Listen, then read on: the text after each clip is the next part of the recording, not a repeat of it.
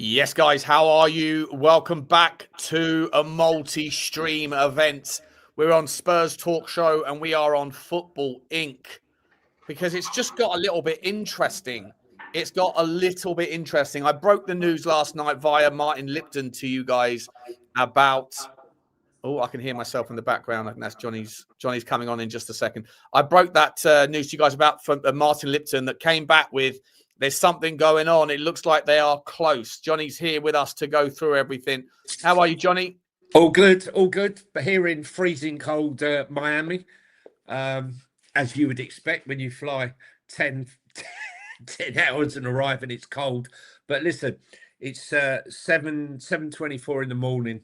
And when Content's got a content, mate. Content's got a content. When there's big stories, man, you got to get up. You got to do your thing. You got to forget about everything else.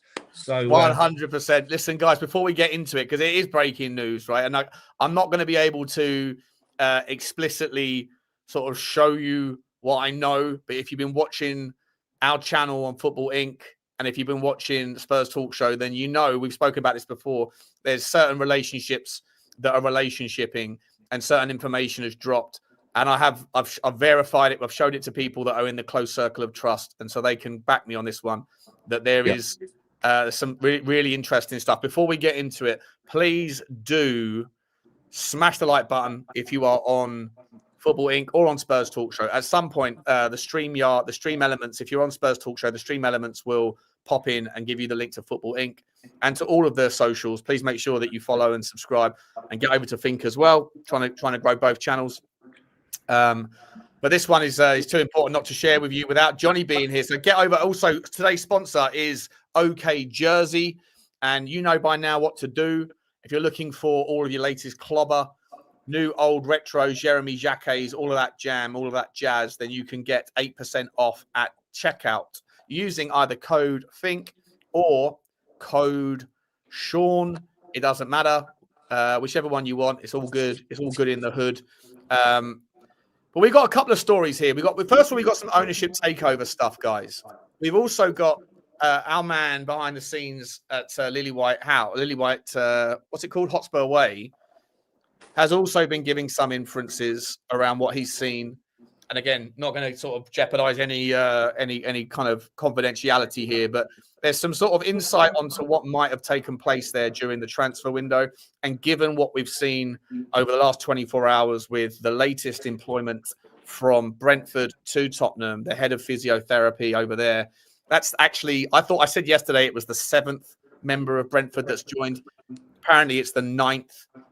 And so consequently, we think that there might be even more reason than ever to think that Thomas Frank is here for a while. Johnny, first and foremost, mate, let's start with that one. Do you read into that, the fact that Tottenham keep going back to Brentford and bringing in Thomas Frank's old army? Does that give you some sort of belief and faith that that Thomas Frank is going to be here at least till the end of the season and probably beyond? Is this a demonstration of Vinay doing what he did at Arsenal, right? Sticking to the plan, Batman. I don't want to look like the plan has failed. It hasn't failed until you call it quits. And therefore, we're bringing in more people. We knew there was a medical team reshape happening. We heard it a couple of weeks ago that they were going to bring in a new chief of medical, all that stuff as well. Is this another incident, another insight into to Vinay's way of thinking? It hasn't failed until it fails. And so let's stick to the plan and hope that we can get through until the end of the season and still be a Premier League contender. This is all about short-term pain.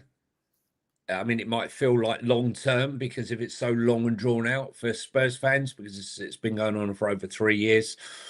But the plan is a long-term plan. Nine people being brought in. It shows you the sides of the void that was created when Daniel left. He left this huge void there. And I believe, and I've said this to you since day one, that it was done on purpose from Daniel, that he had such control over so many aspects of the football club that should you remove him, there's going to be a situation where it's almost like a house of cards where everything comes tumbling down. And I don't think the Lewis family really realised the size gigantic size of the task that lay ahead of them. Somewhat naive. I mean, how can they be as tuned in to a guy like Daniel, who's been 25 years driving everything forward? And because they didn't realize how big it is, when I think Frank came in, I think he made an early statement, Sean, did he not? When he said, there's a lot of things that, more or less, that Brentford did better than Spurs. And well, specifically within the recruitment stuff, yeah. Recruitment, medical, there's a whole host of things. But the thing that he particularly called out was, look, I don't want to say that Brentford's was better. Yeah. But it was, let's just say it was different in a better way. It was the Romero in a nice way. Yeah. But look, the thing is, that void needs to be filled. And just like the recruitment, whereby they've decided that they're not going to sign bozos just to fill a hole, a stocking filler, they want to only sign the best version of the players that they can acquire. And I think the same has been applied to the recruitment of certain staff members. And top medical people, they've had to wait months for some of these people to come in to the club. And obviously these things can't happen overnight. So there's no magical cure. I mean, what we're watching now with 11 and 12, if you include Cloutey Romero's injury, it's a complete and utter shit show. But it can't be turned around overnight. This is like a listing tanker that you're trying to turn around in the Suez Canal, right? Not a speedboat, yeah, it's not a speedboat. And for us fans, we want results now. That's what life is now. There's no sort of waiting. No one wants to wait, especially you get older, right? You want instant gratification. Unfortunately, in this project, it's not possible. But, let's be honest, talk is the cheapest commodity out there right now. And ENIC have been doing plenty of it. And they haven't really delivered on certain fronts. And, as we know, it's been called out by Cootie. But, these things that are being implemented and people that have been brought in. You have to give it a little time to settle. I remember when I first moved to America in 2016. I knew what I was walking into, and I thought it's a results-based business, and I was like, and it didn't hit immediately. My what I was brought over to do, it took a few months before people started listening to me, because I think there was a little bit of like, who is this Australian guy, British Australian, whatever? Who is he telling us how to do this thing? And I had to I spoke to my boss and said, like, look, it's not taking just now. I need a little bit of time to get my message across here. And he's like, don't worry, it's all good. Like, you're going to have time. But if you judged me on the first 3 months, and you made a snap decision, it would have been a disappointing one, because things do get better over time when you have a chance to put your method in place, right? And it was the right decision. I hope they would think it was the right decision to have persevered, because it all ended up well in the end. With regards what you're saying there about Thomas Frank and the Brentford move. So I hope I'm not putting anyone in. I'm not going to say, where I know this one. But we're going to come to the big exclusive in a moment. But in terms of the window, there's some noise here that just for people, like what we're hearing from a guy or two who knows a thing or two, is that obviously the Thomas Frank is not clearly not going to be going anywhere in the short term unless things really drastically deteriorate. But that as far as the no signings or the few signings thing, apparently that this was more to do with the plans for the summer, that the club is aware that the squad is short in some areas and certainly bloated in others, but they didn't want to buy fill-ins for injuries because of the squad reshaping, and that Frank was probably or in all likelihood offered. I'm trying to say this without giving anything away. Offered options. And was asked if he wanted to stick or twist, and it looks like he decided to stick with what he has. Apparently, also, Sousa looks like in training, Sousa has looked like a really, really exciting player. Now, Johnny, let's hope that that's true, and I hope I haven't sort of said anything out of turn there. But no. If Thomas Frank is given those options, and he's decided to say, no, I'd rather stick with what I have and, let's go again in the summer, then that obviously breeds confidence into his belief that if he can get us through and not get relegated and all that sort of thing and hang around, he's going to be here for the summer window. And at the same time, though, he is running a gauntlet there, isn't he? Because you have, if you are someone that is saying no to the options that are presented and you're saying, I'm going to stick with what I have, given the situation with the injuries, then there's consequences to your decisions, whatever happens, right? And if you were offered options and you decided to say no to them, then if it turns out that more injuries fall, or if it turns out that we go that is on him, isn't it? And as much as it's on the club and everything else, if he had options to buy players and he said, no, I'd rather stick with what I have and let's wait for a better market where we can go again, then if that's true, then he has to, if it turns out that was a bad mistake because injuries keep compiling, or we don't get through, then that is going to end up being his own downfall, right? He could have taken options that maybe they're not perfect, but that they might have helped get through to the summer. Yeah, listen, look, we always say, typical Spurs, instead of going for Shevchenko, we went for Rebrov. Instead of going for A, we went for B. We went for the B-Tech version or the C-Tech version of, the player that the fans wanted. And look, whilst we don't know the exact caliber of player that he was offered, you can only imagine. I think I'm more questioning, if I'm brutally honest, I'm more questioning the caliber of players that after 4 months of groundwork, Johan Lang has produced and offered to Thomas Frank. Because if he's turning them down in the midst of one of the worst injury crises, look, under Ange, we knew about the injury crisis they had in the back, but it started at the front. Spurs had the back, that's what you hear. All the Ange fans would say, yeah, but Ange didn't have the defense, Yeah. Now it's filtering back that way, though, isn't it? Then it was the midfield. Now it's the defense. Now it's literally the entire team. All right. Yeah. 12 if you want to include Coutinho, Romero. So how bad must have been the players he was offered that he doesn't want a short-term donut to fill in? Because he probably believes, listening to the board and listening to Vinay, there is a very good chance that not only is he going to stay till the end of the year, end of the season, there is a chance if he starts to pull things round that he will be here the following year, because that many Brentford people have filtered their way, or former Brentford people have filtered their way into the club. If he was to be removed, Sean, if those 8-9 people, excuse me, would be removed also, Spurs would be back to square one, because that void would be huge again. It would be another massive, huge recruitment drive. We'll be seeing exactly the same thing with injuries, exactly the same thing with every aspect, which has been wrong since the day he turned up. Now, whether or not Daniel did this by design, and I believe he did, because they say, remove me and watch what happens. Right? He needs to be irreplaceable in the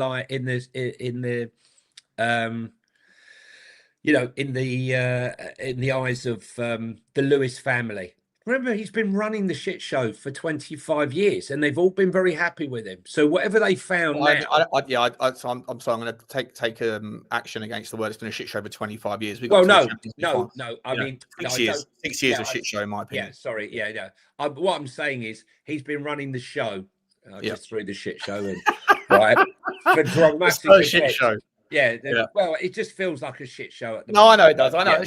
I'm not defending anything. I know people right now, but I feel like all of a sudden Butler's getting all of the frustration again in the comment section from people, just like it was apparently my fault that Everett, they didn't sign. Listen, guys, well, there is also a video out from Johan Lang that's reflecting on the transfer window. We're going to watch that in a moment.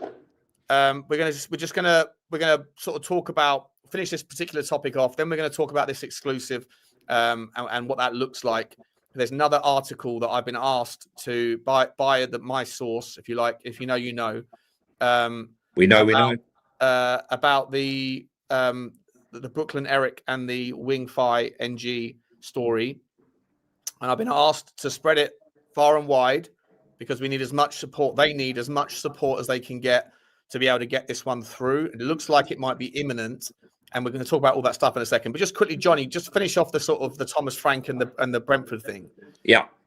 As I say, like for me, and I agree with our source there that's saying, you know, it looks more like he's staying for unless something drastically changes. It looks like they're going to back him. Correct. And they're going to wait until the summer, and maybe we've heard this all before. The next window, the next window, the next window. Completely understand all that. But at the same time, if there is new investment coming in between now and the summer, and if that does come with it, the kind of the show me the color of your money readies that we heard about in September, which is why I was so on board it, why I'm such an advocate of it. Then with new faces comes new opinions on new projects. And so, again, is that another variable as to whether Thomas Frank was correct to, you know, parlay on the idea of not bringing anybody in? You know, there might be new people that want to have new opinions on certain topics in a few weeks' time, or a month's time, or 2 months' time, or whatever. Hey, look, for me, when you come in and you acquire something, without going into sort of names of a business, I know a business that was acquired for a lot of money, and what they didn't do, they took different people, put them in, and removed key personnel without understanding just how large their contribution was to that business. And they took them out. And the very thing that they bought, the success of the very thing that they bought, which was founded on some of these people that they removed, they just took them out. They paid top money and removed these people without actually thinking how important these people are. So for anyone who comes into the club, unless you are 100% a football person and you fully understand the running of a football club and this particular football club, you need to understand the fan base. You need to understand the infrastructure. You need to understand everything that goes in. Not a Todd Bowley type who comes in and says, you know, oh, what do you mean? I thought Chelsea were in the Champions Always League every year. Yeah. Right. You know, we don't need that sort of donut, right? Who's going as he plods along. So, you know, for me, yeah, I agree. It doesn't matter how much money you inject into the club, right? If the same people, the same idiots are figuring out how to spend it, and there's not consensus on ambition and on profiling, then you're just going to wait. You're going to wake up in a year's time with a bunch of misspent, just like Manchester United have done for the last 5 well, 6 yeah, years. but find out who the key people are. And what I'm saying is, coming in, say for example, who we're going to talk about comes in, and he just says, "Well, no, I don't want Frank, and I don't want this, and I don't want that." You know, what does he actually understand? You know, is it going to implode the club and put us backwards before we can ever come forward again? We don't want to do that. You know, we feel like this pain now is all about the rebuild for the future. I don't want to go through all that crap again. I don't want to go through what we've gone through the last 3 years. So, you know, you've got to make informed decisions. And, you know, if you're going to bring in, if you're going to get rid of Frank, the only manager that's out there that understands the depth of the club, the fan base, what it all means, the infrastructure, the training ground and everything there, and the people, there's only one person, and that's Mauricio Pochettino, right? If you're going to remove Frank and you want to, you know, make a bid. Yeah. Listen, I completely agree, mate. Look, it's a fascinating time. Obviously, it's a frustrating time, and I know the cynics out there. And I know there's 800 people watching. Again, I don't know what the distribution is, guys, between Spurs Talk Show and Football Link, but Stream Elements here. There you go. He's there. Just click that link if you haven't already. If you're on the Spurs Talk Show, make sure you go over and subscribe. It's Johnny and my side second channel. It's very important to both of us. We talk about sort of more football stuff, broader football stuff. But obviously Tottenham is still our heart and mind. So please make sure you subscribe to us over there, and all the other socials drop down there as well with Stream Elements. So just make sure you follow us all. Let's talk about what we're talking about here. The main exclusive. Okay, so can we do a drum roll, Sean? Well, I want to do a drum roll. I mean, we can do one if you want. But so I obviously I broke the story from I didn't break it. Martin Lipton broke it yesterday, and I sort of pulled it out last night, saying, you know, there's something going on. Bugsy's obviously animated. Bugsy, shut up, mate. Sorry about her. She said, bring him in. This one's close, right? And then I reached out to a certain person who's as close as you can get to the situation, and asked if, or I just basically said to him, I know we can't talk about this stuff, but wishing you the best of luck, championing you. And they came back and said, need all your support, need all the fan base's support. Please sort of spread the message. Like we are, you know, he can't, obviously, I'm not going to say anymore, but it's real. Anyway, he asked, this is the latest version of it. And apparently this is the one that gets closest to the truth. So I want to read through this article with you guys. This is from Inside World Football. And it says, the rumours surrounding the acquisition of Premier League Tottenham Hotspur have intensified. Inside World Football has exclusively received verification that they are not just rumours, but that an agreement is close on the acquisition of former Spurs executive chairman Levy's near 30% shareholding in ENIC and Tottenham Hotspur Football Club. A consortium led by US investor, my DJ, Brooklyn Eric, and Hong Kong financier NG Wing Fai, I don't know how you say the NG thing, I think it's could conclude the acquisition as early as this month, according to high-placed source with knowledge of the deal, who spoke to Inside World Football on the condition of anonymity. Similar sort of thing here, guys, with what I'm saying. The funds are in place. Johnny, do you mind if I can hear the echo? Do you mind if I just put you on mute whilst I read out the article, and then I'll come back to you? Is that all right? Good man. Cheers, buddy. The funds are in place for the reported £1 billion acquisition of Levy shares. Sources say that the consortium has comfortable access to more funds, both to acquire the remaining shares and fund an overhaul of the team. Now, remember, guys, the overhaul of the team was promised in the initial Blueprint 2.0. That was just Brooklyn Eric's story. That was $1.5 billion, 1.3 billion pound. That was going to come in for working capital. Doesn't mean that all that stuff just goes straight to transfers, because you can't spend what you can't spend outside of PSR, but it just lumps the money into the club and allows the club to do what they need to do, which is entirely different to the £100 million that ENIC put up. And this is where my stance was built on. If you remember back in the summer, I said, we've seen the color of this guy and his consortium's money. He's got real money and they want to put it in. And I said, and the most uncomfortable thing for ENIC is that they rejected it out of hand, and they're probably going to sit there and pretend like their version of ambition is 100 million quid. And that's exactly what happened. And 100 million quid, whilst it's a lot of money, it's not a lot of money in footballing terms. And so this story's back on. Now, obviously, anyway, let me finish the story. Both Eric and Wing Fai, through the Firehawk Holdings Consortium, had separately tabled offers of $4 billion for the club in August of last year and had funds available to progress before the Lewis family took the club off the market. They have now combined to form a powerful alliance that has the money to take control of the club and drive it forward post-ENIC. A special purpose agreement, an SPA, is understood to be in place. These things are common they were very common two and a half years ago in the American stock market. There were so many SPAs that were being launched for random companies like heli taxis in Dubai, all of these things. There's a lot of like aggressive investors that set these SPAs up. And obviously this is potentially what they're looking at to do here. Neither Eric or Wing Fai would make any comment on the acquisition, but it is understood that after their offers were turned down last year, they regrouped together, realizing that they had a number of mutual friends and investors that still had an appetite to own a premium global football club asset that has room for financial and competitive growth.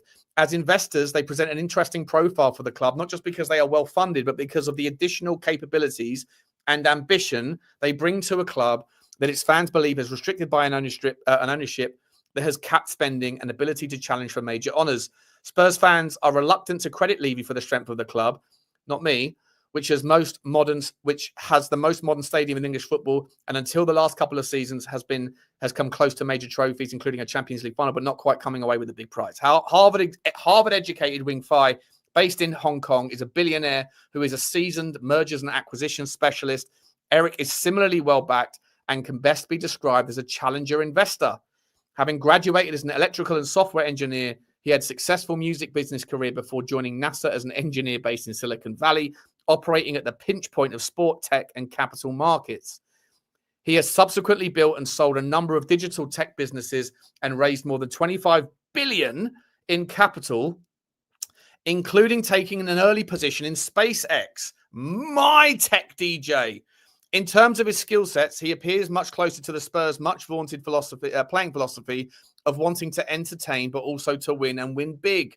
Winning big has so far eluded the club, which fans feel has too many false dawns in that respect. The deal for Levy's shareholding obviously excludes the remainder of the shares in ENIC that are owned by the Lewis family. Under takeover panel rules, after withdrawing their separate bids, both Eric and Wingfire are prevented from making a bid or taking other steps towards a takeover for 6 months, a period which runs out on March the 6th. Quite how they would proceed under a deal with Levy is concluded is unclear. What is clear is that they see a major opportunity for the club that could match its shiny stadium.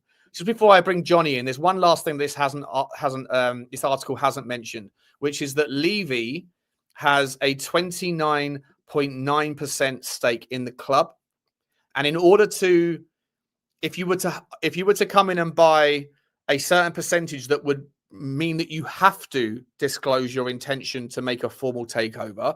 That percentage point is 30%. So 29.9% would mean that they could come in and buy it without having to launch a formal takeover initially. It sounds like they have all the money. Now, don't forget that I think when it first happened, I'll bring Johnny back in now. When it first happened, you've muted, Johnny. You have to unmute yourself. Yeah. It first happened. A couple of weeks later, there was an article from I think it was the Telegraph or Bloomberg, that reached out to Rock Capital, whose owner is one of the NFL one of the NFL major team owners. I forget which one. Was it Tennessee Titans? I forget. And they answered, yes, we did in fact look at a London footballing property, and we decided to walk away. And then obviously a couple of weeks after that, Brooklyn Eric said we're not gonna make a formal launch. It looks like maybe that guy's walked away, or maybe they walked away because ENIC said that they weren't interested in selling initially. But now that you've got Wingfire that also put up the expression, now you've got real money converging on itself. And as I say, I'm not just referencing this article as my source. I've had it confirmed that it's real, and we need to support this. They need the help, all the help they can get from the fan base. So spread it wide, spread it far. I'm on board it because I think the club needs new ambition, a new viewpoint. And I think sometimes I hear Johnny's point a minute ago. I'll let you come, Johnny, in just now. I hear your point about, like, different doesn't mean better. It's what I've always said. Yeah. However, when you when you have the ambition and a footballing philosophy that hopefully looks to entertain first, maybe it's the right thing to get behind. What's your thoughts, Johnny? Listen, look, I'm all for fresh investment, big investment. I always thought they were called SPVs rather than SPAs, special purpose vehicles. I always used to think they were called. They changed the acronym, have they now, for that? Look, my only doubt on this is whether or not I'm not doubting the ambition of Illich and Wang, but I'm just, the only thing that I'm questioning is whether or not, when the lawyers drew up the contract with Daniel and the Lewis Foundation, the Lewis Trust, they did not have a caveat in there that Daniel cannot sell his shares to any outside body without the opportunity for the Lewis family to match that bid and buy those shares at that price. That's the only thing. So even if the agreement with Daniel, unless it was a fantastic deal, then they might think to themselves, you know what, we're quite welcome, Illich's money and their investment vehicle to work alongside ENIC. Maybe that's something that could work, Sean. The only thing I would say is, if you're going to invest the type of money that we're talking about here, like Todd Bowley, do you really want to invest that sort of money, but not ultimately having control? You're just having a stake. Sure. Now, No, definitely not. Definitely not. But when you look at his investment in SpaceX and his investment, maybe it'll be a situation where there'll be the slow crawl to claw back potentially 1% of the share that are held by private investors by offering to buy up those shares. Well, I think they could also buy up their minority shareholders, which was the initial. That's what I meant. Yeah, I think that's not 1% though. That's what's that about? Is it about 9%, 11%? Well, yeah, but I mean it's so fractured. I mean, there are people probably got a share certificate on the wall that don't even know. I had a conversation with Lubo this morning, and Lubo first asked. He asked me about because he said, "Oh, I need some advice. My mother wants to sell some shares," and I thought he was talking about Tottenham. Anyway, long story short, he wasn't. He's the Tottenham shareholder. I was like, I'd keep hold of those shares for now because you know. Well, I got bought some, and I got no idea where they are. I got no idea. It was like a certificate years ago, donkeys years ago. I got no idea. I think they were in a frame somewhere. And but there's loads of those around. You know, someone bought 10 shares for Christmas or something. Do you know what I mean? And put them in a frame. So there'll be those around. But yeah, I would think, you know, to be a serious player, to have, you know, a say, you need your 30%, 13%, the whistleblower says, right? So they would have to acquire those to be a meaningful player. Well, then you get to about 43%.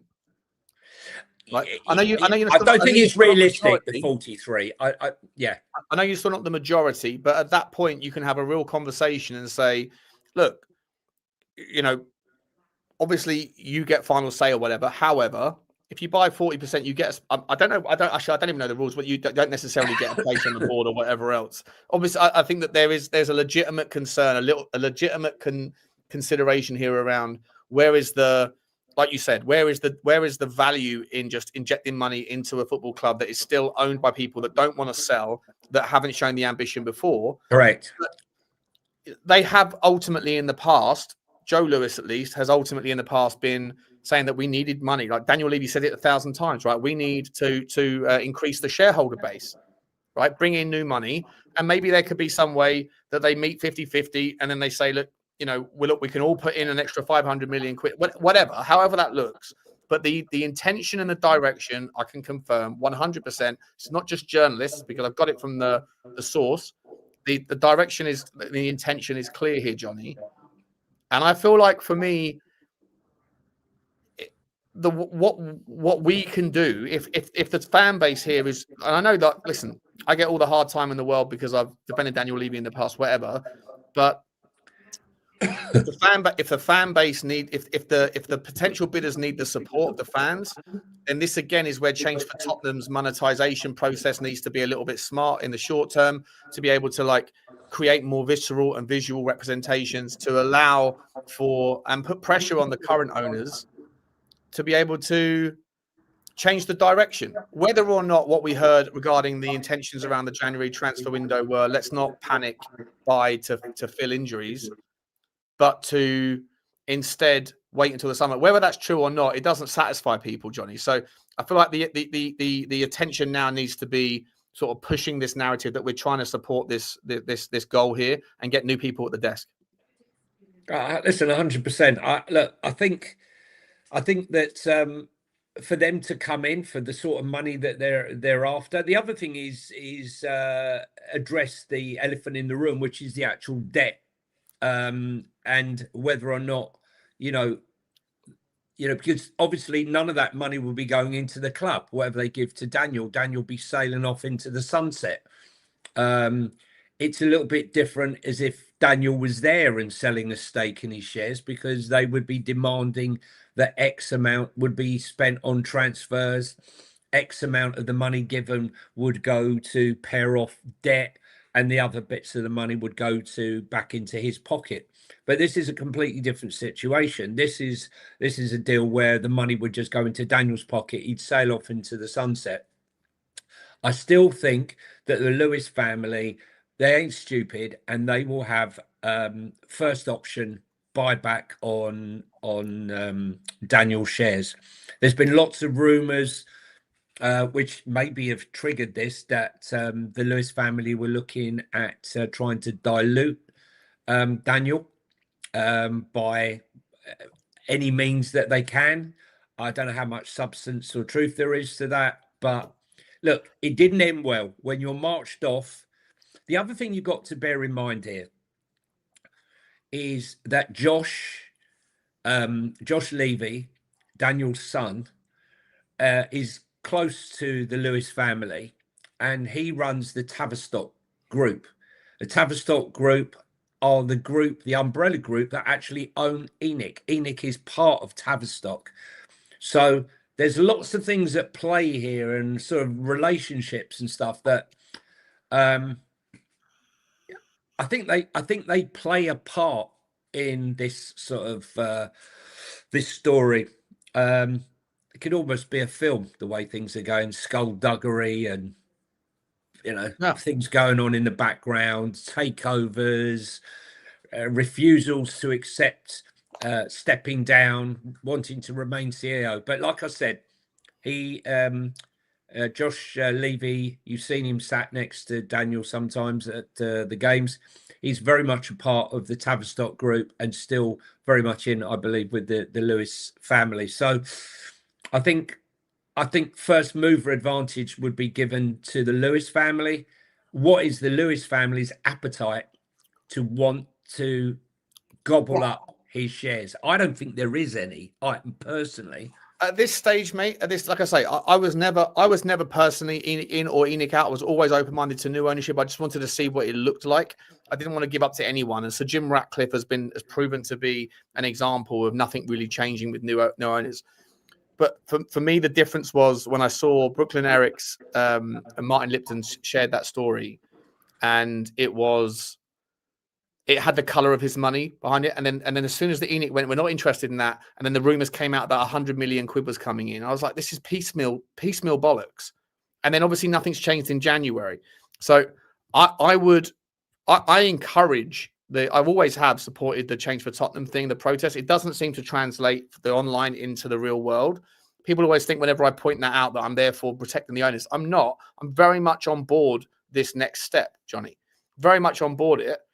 But I definitely acknowledge that it's still a bit of a weird thing to sit there and think that someone's willing to put this much money in to buy £1 billion worth of shares, but without any necessary ownership control, especially if it is a hostile takeover, the first step of a hostile takeover. But do you think, Johnny, that the owners, that the ENIC, the Lewis children, having seen the apathy towards the football club in the last year, the stadium attendances dropping, the vitriol that they get, they haven't received it before. I know they're not getting it in the actual stadium, but do you think that this might be a catalyst for them just to go, if Brooklyn and Wing Fi can get together and put together a number, at some point the number's good enough for them to piss off, right? At some point, whether it's 4 billion, 4.5 billion, 5 billion, at some point, ENIC's kids are going to go, yeah, I've got my number now. We're happy. Look, the thing is, we got to remember, Tottenham Hotspur is a cash cow, right? Right now, it's a cash cow. Yeah, we might have debt, but Daniel, being the smart person that he was, restructuring that 675 million at 2.75%. When right now, if you've got any sort of large debt, you're struggling, you're sinking in it, like Barcelona and many other clubs who were on variable rates, and now the rates have gone up. They're struggling to make repayments, just like our government is in the United Kingdom. So I see the noise. I suppose there'd be a trade-off between the noise and the abuse. I mean, what she suffered the other day, it wasn't abuse, but being hounded by a fan asking where's the money, what you're doing. That might have shaken her up a little bit, right? Yeah. She won't be walking through that apartment and that complex anytime soon. No. I mean, listen, I don't condone any of that, but I'm just saying that maybe there's a balance between. But when you've got billions, someone offering you more money, does that really whet your appetite? You know, when you've, I mean, I saw an article today about a TikToker who lost his job, went on TikTok and started doing like silent mime and like sort of Mr. Bean thing. And he's now sold, a company has bought TikTok, and another company have just spent £1 billion, Sean, Larry buying Ellison, his right? buying his virtual self to sell merchandise on TikTok, and all he says in every single language for 3 years. They paid him £1 billion. So what I'm saying to you is this kid's gone from nowhere to getting £1 billion. He's dancing in the street. He's blown his mind. Yeah. When you've got billions and someone's saying, well, you know, I'll give you, you know, I want to buy your 4 billion shares, or 5 I'll billion, give you whatever. 3 billion, right? Yeah. I mean, I don't really need it now because I'm earning X amount of million a year.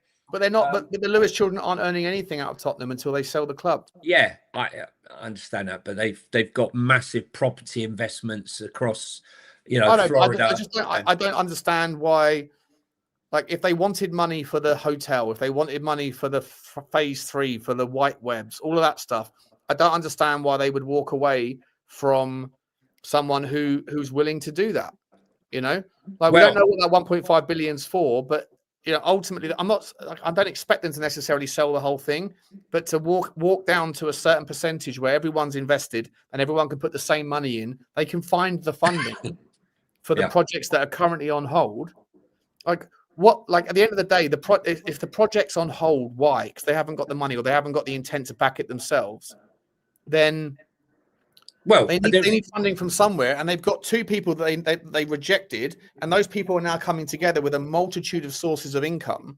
Like, this is surely what they want as much as it is what. Like, it doesn't make sense to me. How do I say this? It's they're saying, I don't want to put the money in. I want someone else to put the money in, but I don't want them to have any slice of the pie in order to put the money in. Well, what world are you living in? Everyone who's going to put money in wants a slice of the pie. So either you don't really believe in the project, or you do, but you're being greedy and selfish. Like, at some point, there has to be a meeting in the middle, right? Oh, well, look, listen, for me, I think a lot of what went on when they first came in, let's be honest, you know, Daniel had his fingers in every single pie. We all know that, you know, a megalomaniac that controlled everything, you know, whether it be the toilet paper or whatever. There was some very, very big contracts signed, Sean. Hotspur Way, White Webs, the hotel, right? So when you remove a person that's not allowed to come back, allegedly, into the training ground or into the stadium, what do? You have to bring a forensic accountant in, or a forensic person to come over and look in depth at all those contracts that he has signed, because you're coming in the dark. What contracts does he sign? What were the terms that those contracts were signed on? Hence the reason why the hotel was stopped while they checked it. It's delayed it for months. Same probably with the White Webs contract. These are multi-million-pound contracts being awarded, right? You know, I'm not saying there's anything going on at all, but you have to do your due diligence. And I think a lot of these projects have been stopped purely and simply because of that. And I think they're now back on. I think now they're, well, it would be ridiculous. You're right. I think you're right. Part of the reason why I think that maybe some of these, listen, it's not uncommon, allegedly, for there to be side gigs out of contracts for construction, right? It's as old as like time itself, right? So it's life. It is life. And if there's any potential suggestion that Daniel Levy was giving contracts, again, allegedly, don't know, but to certain people, and the price was going up, and it was because he was getting some side kick on the back end or whatever, which is what's been inferred a lot of times. Again, no idea. But if that's the case, then absolutely right? The Lewis, you should come in and say, hang about, you're using our money to facilitate your own profiteering. And that's obviously problematic. But they also have to keep one eye on the prize. That hotel, the whole purpose of the hotel was in no small part to get hold of the contract for the stadium. For the 2028, for 20. That's part of their contract. Away, right? Only 3 years away. 3 years. 2 years. 2 years summer away. 2028. Yeah. I Anyway. think the foundation's in place. It's going to be a tough ask, but we seem to look at scaling back rather than, pushing forward with it. But look, we've been promised a lot of things at Spurs. We were promised the museum. There was talk about the deepest diving pool in Europe. There, all these fanciful things. Well, that's on there. Apparently, that's on there. Is that sports centre's in the phase 3? Yeah. So, listen, we'll see where it goes. But just in principle, Johnny, are you supportive of this? Would you like to see a conclusion to this story that results in Brooklyn and Wing Fi and whoever these other people are coming in? Because obviously, I joked yesterday that, we always say pick your poison, right? As an owner, do you want the geezer who tried to flatten the Bank of England by selling against the pound with the geezer from the WEF, right? Whatever his name is, I can't think of his name off the top of my head. They were best mates in the 80s and sold the pound, right? Sold against the Thai baht as well. Almost Soros. You're talking about George Soros and Joe Lewis. I never knew this until only a year ago. I knew George Soros did it. I didn't know Joe Lewis was a part of that crew. Yeah. And then obviously all of the accusations of Patagonia, right? So no such thing as a clean billionaire. And then you go, well, what do you want instead? Do you want human rights abuses from, how you feel about that from the Middle East and oil money? Do you want Chinese monopolization, the CCP, right? Which is obviously potentially what Wing Fi brings with him as a Hong Kong billionaire. Correct. Chinese influence. Right. Do you want private equity?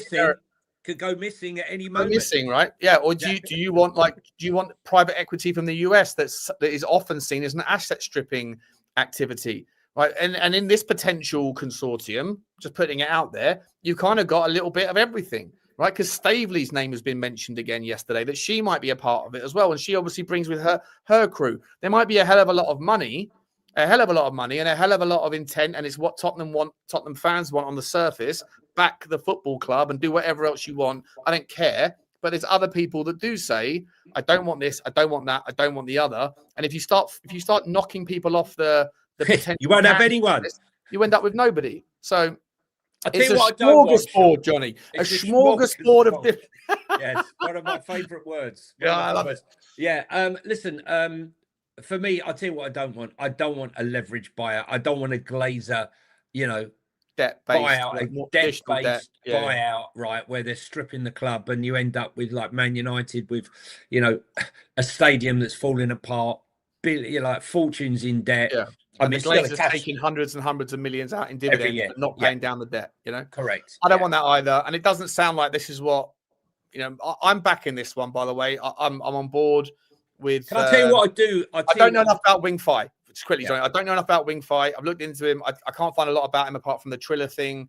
And he's obviously Harvard educated and he's got his fingers in a few financial pies. I don't know enough about him. But the tech guy seems like someone who genuinely supports Tottenham, genuinely wants to. And he obviously is a very intelligent guy, right? He knows it. And like you said earlier, correctly, he's someone that is happy to take small investments in companies that he sees have huge upside.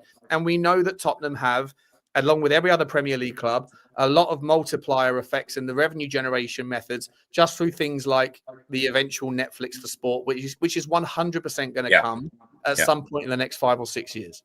So maybe that's their long-term play, right? I mean, right now, Netflix are trying to buy Warner Brothers, but that's going to be dependent on Trump's friendship with Ellis and his he's friendly with Trump, the Oracle boss. Look, I'll tell you what I am in favour of. Guys, if you're here now, please hit the subscribe button on Football Inc. We're trying to get to 6,000. We're doing a dual stream here with Spurs Talk Show and Football Inc. We've been growing very, very quickly. We're a fledgling channel, but we try to bring you lots of all different types. I mean, obviously, Sean and I are Spurs fans, but we bring you all sorts of football news, stuff like this. We had Gary on a couple of weeks ago with some fantastic insight to medical training, fitness, which we'll get him back on again. But we love your support on Football Inc. and obviously as well if you're watching on Spurs Show. And also to our sponsor, OK Jersey. Depending on which one you're on. If you go to Sean OK or Fink. Jersey, Sean or Fink. There you go. Sean or, I'm changing the background so everyone gets a fair share of the attention. Guys, listen, there's a couple of videos that I think we should watch, right? Let me ask in the chat. We can finish off the this ownership takeover exclusive by listening to a Simon Jordan commentary who's talked to Daniel Levy apparently about this. So I think we should watch that first. That's 8 minutes. And then after that, we're going to pivot to Johan Lang's take. Yeah, 100%. And then we'll pivot to Johan Lang's take on the situation with the transfer window. So stick with us, guys. We're gonna be here for a while yet, because the Simon Jordan video is at least 8 minutes plus the digest of that, and then also Johan Lang has decided to give all of 8.5 minutes to explain what happened in January. So we'll start with Simon Jordan's reaction, and like Johnny said, please do smash the subscribe, and please do hit the sub on both channels. If you look, there it is, right? All of the links are from the stream elements. Just please find Football Inc. And everything else, and subscribe away, guys. We appreciate you. All right, let's find out what Jordan's got to say, shall we? Oh, Steve, by what you said earlier on. And what Steve was alluding to was, as and when Arsenal go over the line, it could lead to another Premier League title and maybe another Premier League title after that. And I cannot tell you, I've seen half a dozen or more messages in the last 10, 15 seconds, fans saying, God, I hope he's right. Let's hope he's right. But you firmly believe that one title could lead to another and maybe another for Arsenal. And they could kind of do what United did under Sir Alex. Possibly. All the other big teams are in change. Along with several Asian business tycoons who are group, who own Tottenham Hotspur for approximately £1 billion. The potential buyers include a consortium with Hong Kong businessman Wing Fai, along with several Asian business tycoons who are providing most of the capital. Billionaire Joe Lewis's family controls just over 70% of ENIC, while leaving his family, they own the remaining portion. So Levy's selling for £1 billion. Let's find out more on this and get back to the TalkSport studios to hear from Simon. Simon, what have you got? What I've got is waiting for Derek Giselle. The nitwit's late, so I was doing him and Deontay Wilder. But what I've managed to do is I had a very brief exchange with Daniel. Was on a flight just to get some sort of understanding of where he is in it all, so that you can get some degree of from the horse's mouth. And his opinion: these guys don't have the money and are creating noise and publicity. So whether that's a positioning from Daniel about the fact that he wants to call their bluff. I mean, listen, let's be clear. He will sell his shares in ENIC. You know, that's what he'll do if the price is met, and take the opportunities that kind of money will present to him. But by the same token, we've seen the Lewis family, in my view, putting a full court press on Daniel by suggesting things about the way that the business was run. That to me was a direct attack on Daniel's integrity and efficiencies, to be able to perhaps put him in a corner and maybe talk down the price of his shares and make it difficult for him by making battles legally about who said what, when, and why. I just got to stop it for a couple of seconds every minute or whatever, just to break the copyright threat, because we're commentating on it. Interesting first take that he doesn't buy into the fact that these guys have got the money. Listen, I don't know whether I'm being used and abused them, but from what I've been told, that they are 100% serious and 100% need the support of the football club. I mean, listen, like, you know, you can be serious about something and want something. But the realism, look, I still think it's a really strange situation that Daniel, who's been so close to Joe Lewis for such a long time, is suddenly estranged and he's desperate to sell his shares. If Spurs is such a great buy, why aren't people queuing up, Sean? Why aren't they? Where are all these suitors, the billionaires, the private equity funds? Or is Daniel's valuation on his shareholding, like it has been before, totally unrealistic? Well, right? It might be punchy, mate, but it is the valuation. It does correlate with the valuation that Brooklyn Eric and Wing Fai, but specifically Brooklyn Eric, in the Martin Lipton initial document release, that they were willing to pay £3 billion to the ENIC for the whole takeover, and then £1.5 billion on top of that for working capital, which after debt or whatever else is a takeaway of 2.2 billion for. And so it's within the same ballpark as what what Martin Lipton initially said, And listen, I don't know, mate, but what possible, like, what's the real justification of people like Brooklyn Eric doing all this stuff? Like, it's official that Brooklyn Eric could be publicity. It could be. Look, let's play devil's advocate here. Yeah, go on. Fair play. He likes the publicity. He enjoyed the publicity he got before. He's a guy that, he's a DJ. He's out there, giving it large. He's you don't have to scratch the surface too much to find exactly what he's done, where he's invested, what he's doing. Whereas other private equity people, quite a lot of them are very, they work in the shadows. They're quite secret. Okay, you don't know. Wingfi? No one knows who he is. You can't even get a picture. I had to scrape around to find a picture. I've got a picture of him. I've got a picture, but and he's the Triller guy. And the Triller's like a very. I thought that was Michael Jackson. To be honest with you, I didn't know there was a Hong Kong version.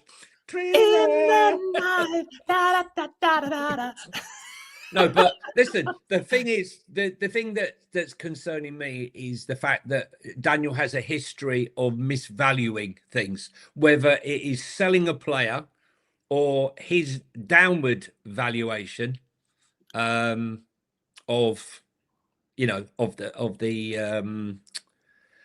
his assets when he's selling. Guys, come on, guys, on Football Inc, mate. We've had like 80 likes and 202 watching. Don't forget, guys, if you are watching this on Spurs Talk Show, there's 1,200 people here in total, which I can't see, but that basically means 1,000 people are watching on Spurs Talk Show, 200 are watching Football Inc. Please get over to Football. You can just scroll up and you'll find the stream elements. It's right there. It's 4 or 5 up. Just hit that link, right? At Football Inc. And hit the subscribe. Hit the subscribe button. And I'm bringing up as many comments as I can. But yeah, listen, Johnny, it's a good point. It's a good point. Maybe I'm being used and abused here for to try and gain some publicity. I think Martin Lipton looks like he's got inside track on this one, and it's also it went to Bloomberg as well. Although Bloomberg struggled to kind of give any sort of sources. Their sources for sure. I mean, honestly, it was like the Sun. It was like the Sun newspaper. No, it was like fucking caught offside or fucking or one of those scratchy little team tool links that I use. Yeah, sources close to the situation. But we can't name the source or the situation or bloody blah, right? It's just All right, let's find out what the rest of Jordan's got to say on this one. But in this situation, I always think, Jim, and you've heard me say this many times over, the deals that get done are the ones that you hear about at the last minute. Now, there's a few exceptions. We know there's a few exceptions that we get to hear it from the beginning, from its gestation to its end product. But most of the time, when it's big deals, or football clubs being sold or major shareholdings being sold, you tend to hear about it just as it's about to be done or when it's done. So in this instance, it looks like people are running around, running their mouths, and don't have the cash to do it. It'll be interesting to see whether the Lewis family ever pony up some money and maybe buy them out themselves. But again, the liquidity issues around that, because this is not small money, Jim. This is big dough. This is big money. And absolutely. There's only few people in the world that can write checks like this. £1 billion for 30%. It's a very respectable neighbourhood, isn't it? But the fact of the matter is that I can't confirm what Daniel isn't looking for, because what Daniel will try to do, like everyone else would do, is get the very best price he can. If someone knocks on your door and wants to buy your house, you don't give them the price that you want or prepared to sell for. You give them a price that you can try and get out of them. So I'm not going to forecast what Daniel will and won't sell his shareholding for. What I can suggest, based upon the brief exchange I had with Daniel, is that he thinks that these guys maybe don't have the dough and are running around making a nuisance of themselves by creating some noise. Now, that might flush them out. It might be a position that Daniel wants to take by using the media to influence that, but that's where it is. But let's be clear, like everything is for sale. Daniel Levy's shareholding in this business is for sale. He's not going to go back there, is he? He's not going to go back to Spurs. I saw him before Christmas. Obviously, I don't think he feels particularly happy about his treatment. And I spent a lot of time suggesting to me that a lot of people were very complimentary about his tenure at Spurs. And I went through a roll call of people that were very complimentary about him because he did a good job, in my view. May not have won as many things as he could do and should have done, perhaps as Spurs as a football club. But as a person that's built a spaceship that maybe some other captain can fly to the moon, there's a huge amount of potential there. Okay. Can I go do Deontay Wilder now? No, you can't. We're sitting up in here in Newcastle. Steve Bruce is asking for you. Is he? I'm alongside Alex Crook and Gabby Bonahor. You're waiting Where for you? Chisora and Wilder. Are we right? Where are you, Simon? You should be up here in the northeast. You kind of get past Watford these days. I know. I figured to myself, do I want to go up to the north and get a nosebleed? No, I do not. So I stayed down here. And what I'll probably get is a nosebleed from Deontay Wilder if I ask some bloody saucy question. Oh, good luck with him, by the way. Indeed. Have fun. I see Gabby's increasing the tone of the environment up there. Simon, I've just found out that you actually said that the Saudis wouldn't buy Newcastle. So, Oh, gee. they did a week later. Oh, gee, Gabby, nice to see you're current. That was 3.5 years ago, you clown. Love that. Love that. There you go. That's a crucial one. Yeah, This is what Stel will be doing. Stel will be clipping all those things and finding comments. He's clipping something I said in 1997. Right. Yeah. Everyone gets things wrong, you know. Yeah. Everyone says that the times change, the opinions If you change. say enough things, Sean, we've said it time and time again. If you say tomorrow's going to be sunny, tomorrow's going to be rainy, tomorrow's going to be overcast, you can clip them, find the right one. So you know, if you search long enough, a bit like the BBC stringing together 4 clips from Donald Trump or 3 clips from Trump and stringing them all together. Yeah. Look. I don't think there's anything more. Let me just see. Is he going to take the story on? No, I don't think so. Quick listen. Simon, just before you leave us, on the Tottenham Hotspur situation and the Levy situation, Levy reportedly in discussion to sell 30%, which would work out at £1 billion. Is there pressure on Daniel to sell to these people? No. From an ENIC perspective? Well, no. Not necessarily, because ENIC might not want to jump into bed with these guys. I can't speak to that. But Daniel is a shareholder in his own right. There is pressure, I suspect, on Daniel because we've seen the noise. We saw some of the suggestions that they're going to go and review the policies of a guy that they let run the club for 25 years. So they're going to go in there and look at the transfer policy and the economics and how the efficiencies of commercial deals were done. Oh, really? Okay, good enough. That really is about probably denigrating Daniel's reputation and potentially causing him to be put in a corner legally defending himself and making aggravation value, in my view. But as far as press is concerned, I don't know. Maybe Daniel wants £1 billion. Who wouldn't? And maybe he has other ventures to invest in. Maybe he wants another football club. Maybe he wants to get involved with F1. Who knows? Okay, Simon, good luck with Chisora and Wilder. And we're going to hear from them. All right.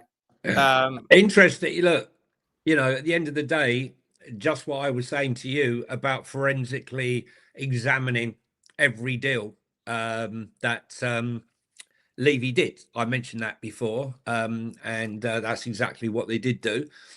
And I think Simon Jordan's head so far up Daniel's backside. I understand it is his mate, and he's going to sit there and he's going to defend his mate. But I think it's the right thing to do to examine the contracts that have been awarded to someone who's been run the roost for 25 years, who you've removed for a reason which we still don't know. But what we do know is that there was an audit or some sort of outside group, an American company that was appointed by Joe Lewis and the family to examine the running of Tottenham Hotspur Football Club. And it was on the results and that were presented to the Lewis family that resulted in Daniel being removed unceremoniously out the club, not being allowed back in. So I think, you know, being removed and not allowed your computer and all your bits and pieces, I think it's quite common practice in a lot of corporate businesses. Yeah, it happens to me. Happens to me when I left the club and I left the company. I finished my conversation, and then the second that I closed the door behind me on the way out, my key card didn't work on the way back in. I forgot something. I never got it back. Winds me up to this day. Yeah. Your computer goes, this goes, that goes. So he was denied access, and also the contracts that he signed are big contracts. Remember, we're talking about a serious amount of money with the White Webs development for the women's football, and I believe eventually the American football at White Webs, but it was presented as a women's football project. to NFL's gain. in there as well, though, isn't it? Yeah, it's going to be there eventually. They need money for this stuff. So, well, but also what I'm saying is these contracts are so huge, Sean. You know, for that, the Hotspur Way extension, the hotel, you're probably looking at like 400-500 million, right, in total for the entirety of it. So you are going to scrutinise that. I spoke to I spoke to our friend. I said, can you find out what the cost of the third phase of the development is going to be? And I think they spoke to the architect. That's right. And actually gave us the right number. You know, so the whole thing for the 2 residential blocks, this didn't include white webs. It was just the 2 residential blocks. It was two blocks. The sports thing with the high climbing wall and the deep diving pool, and the hotel was circa 500 million. 500 million, yeah. That was including white webs. But look, it wasn't. Was it including white webs as well? Was it? Well, I've got a feeling it was including white webs, but you know, we'll get into the detail. But that also depended on the level of investment. When you're building a hotel, per floor will vary dramatically depending on whether you're going from a Premier Inn, a Marriott, or like a one and only. The sort of place that you're currently staying in, mate? You know. Yeah, I'm currently in Miami, guys. I was at Miami Heat last night. It was a sensory. You keep bringing up the popcorn bucket because you. No, I know, because I've been eating it. I mean, it's like I've been eating it for breakfast. It's 8:30. I've been eating this for an hour. Nice. Yeah, it was a different slant on sport. It was my first NBA game last night, and it was pretty mental. Yeah, listen, I've been to many NBA games in my time. I always find them that the kiss me cams, the t-shirt rockets, you know, they've got like the peanut guy, the hot dog guy, the cheerleaders. They've got a lot of things going on, and the basketball to me always throw a basket in there and win $1 million from the things that are more exciting to me, which is the entertainment. Listen, we're going to do the Johan Lang interview right now. Before I do, I've got some. Hang on, Sean. I just need to go and get my bed ready because no doubt I'll fall asleep watching. Let me do some super chat. I'm ready. Sanilla 32, big up to you, my man. I don't think you're often found in the Spurs Talk Show, and we haven't seen you in Football Week, but you're obviously a Spurs 5 regular. Thank you very much for your generosity, mate, on all the channels, man. You're very, very generous and very supportive. And he says, afternoon, guys. Good timing for my meeting to finish and to walk back to this bomber. Well, hopefully in the last hour you've caught it, and I haven't. I know you put this in very early, about an hour ago, mate. So I'm sorry if I didn't get to say this before you've dialed out, but thank you very much for all your support on Spurs 5 and everyone else, mate. I appreciate you.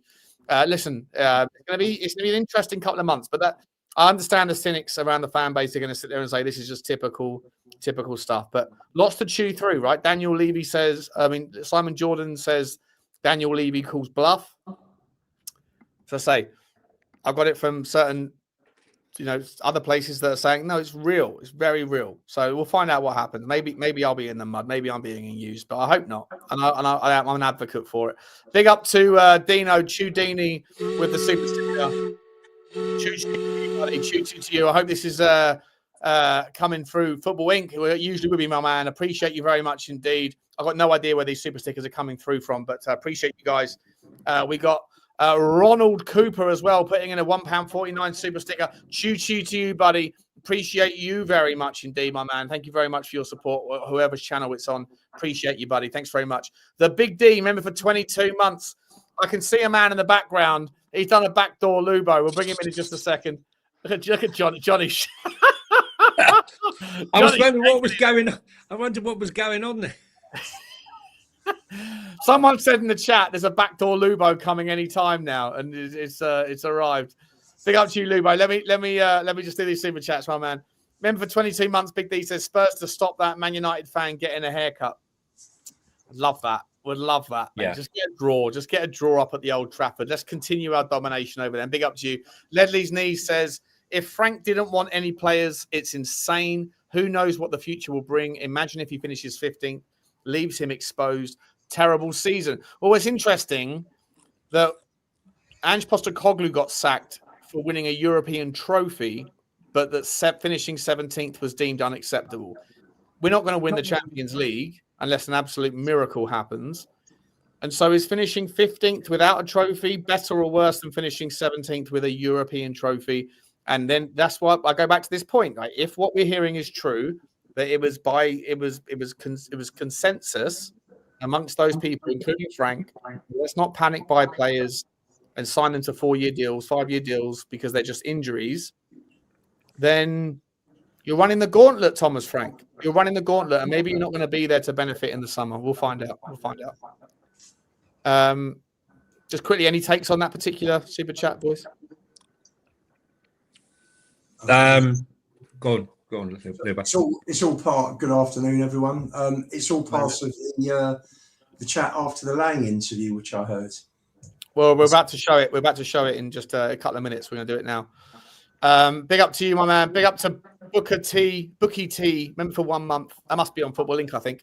Mackenzie advertised for a tech scout on X.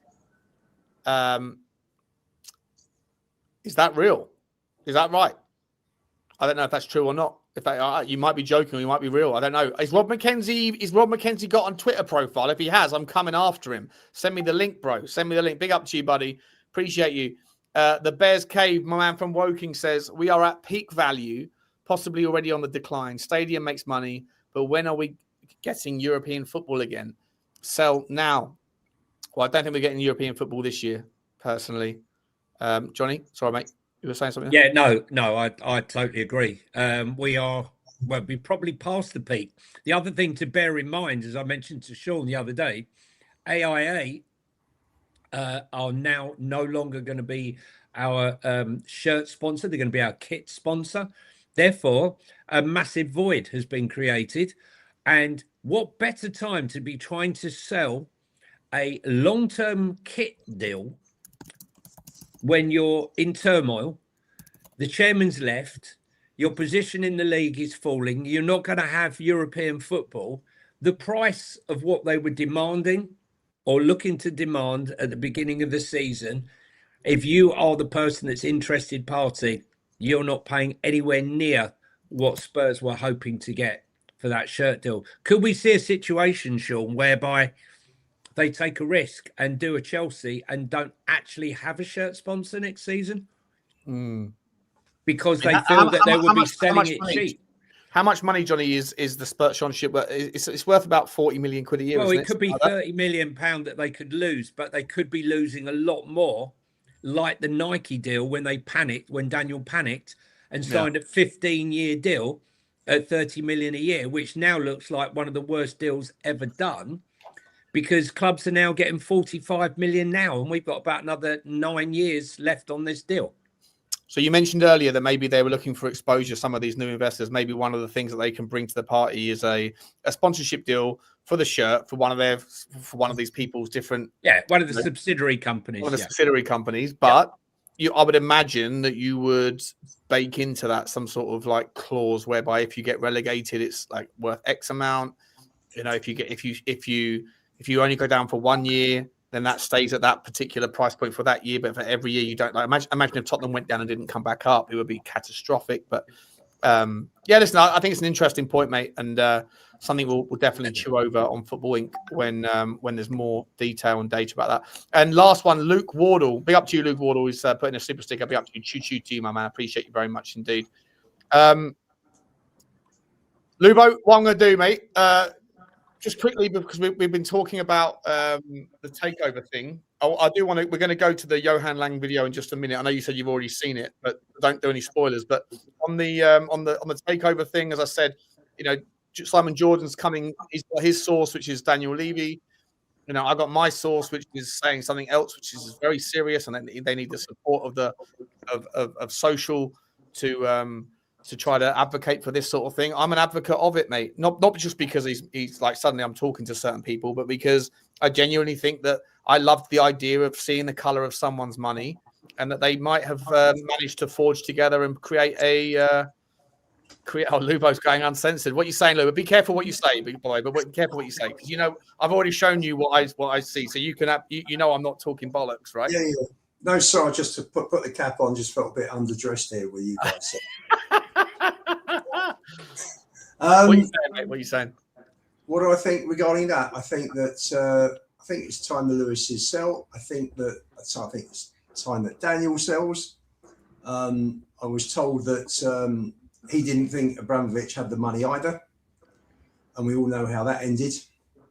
So I think at the end of the day, anybody putting in an offer has to give proof of funds. So that shouldn't even be a discussion, should it? Are you an advocate of it? Yeah, definitely.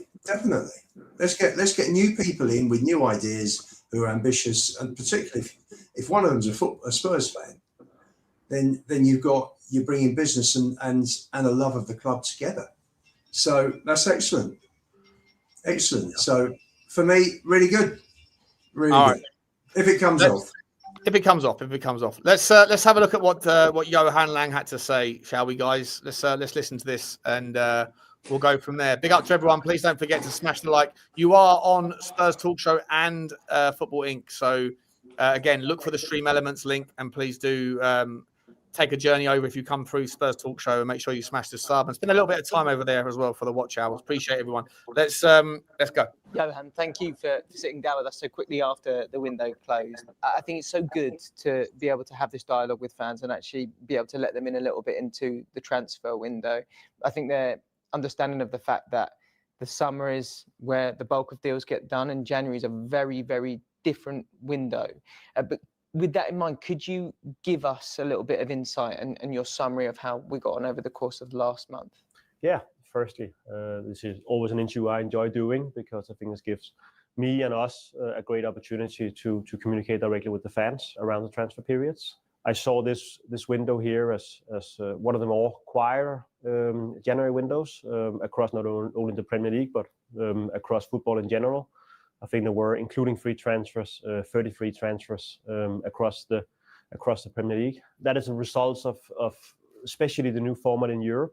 Now we have clubs competing in either Champions League or Europa League during December, and of course during the last part of January as well. 48 teams, can you say, progressing further in the European competitions after the window. And I think we saw that a little bit last year, and I think we saw even more this year, that have changed the dynamic a little bit of the January transfer window with just less.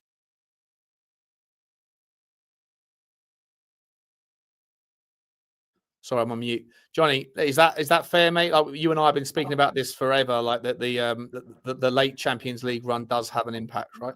Yeah, we're talking about this non-stop on Football Inc. We thought that the deals, because of the lateness of the final game of the Europa League and the final game of the Champions League, that I think they made a mistake, and they should have extended the transfer window by potentially another couple of weeks, because of the fact that, if a club is, jeopardy to that final game and they go out, is there really enough time to tie up a deal in such a short space of time? And I would think no, judging by how slowly Spurs move in the transfer window. So it's no surprise to me that he's thrown that one in. Let's be honest, right? This is a corporate setup.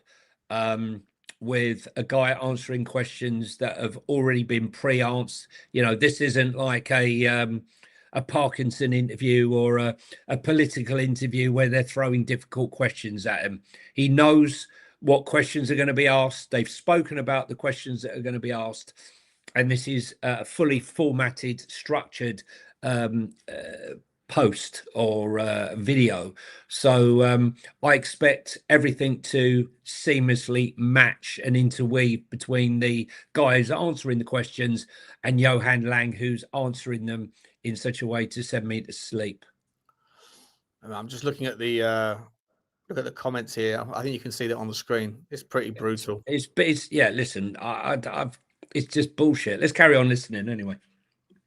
Business is being done, and of course, a knock-on effect of the increased fixture schedule is also that not only us, but a number of clubs would say that they have too many injuries, and that meant that there was simply not many available players across the whole marketplace during January. As you mentioned, I mean, there are a lot of injuries in January, and we're definitely a club that is suffering with those at the moment. Can you just give me an insight into how that affects your planning and how that changes things? Because I'm sure there'll be a number of fans that would have been hoping to see something potentially in light of the fact that we have so many players out. Yeah, of course, when you go into January, we didn't anticipate that we will have 7 injuries during the month of January. So that, of course, changes things during the course of the window. It's very important, even though that is highly frustrating with all the injuries, to remain disciplined, because A, the players are coming back, and B, if you then go in and make a stress purchase of any football players, then yes, the immediate feeling gives you is nice, but of course there's no point in signing players that will not help us in the short term, in the medium term, or even in the long term. So even though that is highly frustrating with all the injuries, the majority of the players will return this season here, hopefully a few very soon. And it is important as a club to remain disciplined and make sure to do our best ability only to sign players that can generally help the team now or in the future. That's really interesting that now you, in this period, have to, even in the face of what we're going through at the moment with injuries. Europe has been brilliant. We've struggled a little bit more in the Premier League, that you still have to maintain that discipline. Yeah, I think again, it's for a number of reasons. As a first, a lot of our injured players they will return, in this season here. Hopefully, a number of them quite shortly. It's also, there are also some limitations to how many players you can have in a squad to register them. But even though that our financial situation under the rules are better than most clubs, and we have owners who are very willing to invest, then of course it is important that we are under those rules. So it is important that we sign the right players. I think also Thomas has been quite public around a couple of players that we did try to bring in this window here, but it was definitely not because of lack of willingness for the club to make the investment to support the teams. Is it a case of there perhaps? Sorry, could everyone just hear that editing? Could everyone see that slicing and dicing? He said things then that were then cut out. That was then like, unless it was like ers and ahs, there was a hell of a lot of editing just going on there. Like the clip was like, you could hear the volume dipping in and out, couldn't you? Yeah, shocking. Sure. Shocking, absolutely fucking shocking. Bloody marvelous. Let's see what else his bozo's got to say. Is not that many players of that level of quality that are available in this window, or is it a case of wanting to ensure that it's a long-term strategy? No, I think it's a bit of both, because we're very clear before the window that if there was players available that we were able to sign in this window that could help the team now, but of course also in the future, then we were ready to go. But when during the window, you can see that some doors remain open, like for instance with Connor, some other doors closes. Then it's very important that you don't, force yourself into make a stress purchase, because that normally doesn't end well for anyone. Can we talk a little bit about Connor, because he is the epitome of what you mentioned, right? Ready now, comes straight into the team, has already had an impact. You can see that he's a great cultural fit too. What did you like about him? And can you tell us a little bit about his profile as well? Yeah, Connor is a player that we have followed for a number of years. Obviously, he comes with a fantastic pedigree. His experience both in the Premier League, his period in La Liga have definitely also helped him to grow as a human being, as a player. Of course, he have played a number of times for England as well. So he's a player that, of course, can come in and help us on the first day. His energy, his quality in midfield, his work rate, the way he can. Do you notice that clip there as well? Do you notice that cut, that edit? Yeah, there's so many cuts and slice and dice here. They just happen to have a clip of Conor Gallagher standing by. Listen, this guy has inspired me so much, Sean. Now I feel like I need to go and climb Kilimanjaro. I'm flying back tomorrow. I'm getting my rucksack and I'm climbing that mountain. Honestly, mate, it's sentiment. He couldn't inspire me to put the kettle on, mate. He's an absolute shocking. fucking donut. He's a donut. Listen, I don't necessarily disagree with they're obvious, easy excuses to make, and obviously there are going to be difficulties in the window, like 100%. Like those things are not, but that doesn't mean that we could have only got Conor Gallagher. And if it's true that of the players that were. Let's look at the players that went elsewhere. Right, Rayan went to Bournemouth. Yeah, I would have taken the game. Look, are we to say, just to add here, are we really to say that after 4 months planning, not one of the targets could they get? Not one. Well, more importantly, if every sorry, Luke, I'll let you come in now. If every single player that we had on the target list that wasn't injured or unavailable, like if that's the case, right, then either the window has to change. Like it has to change its structure. It has to be available for an extra 3 weeks or 4 weeks. Again, I don't know whether that's like employment law related or if it's just by design.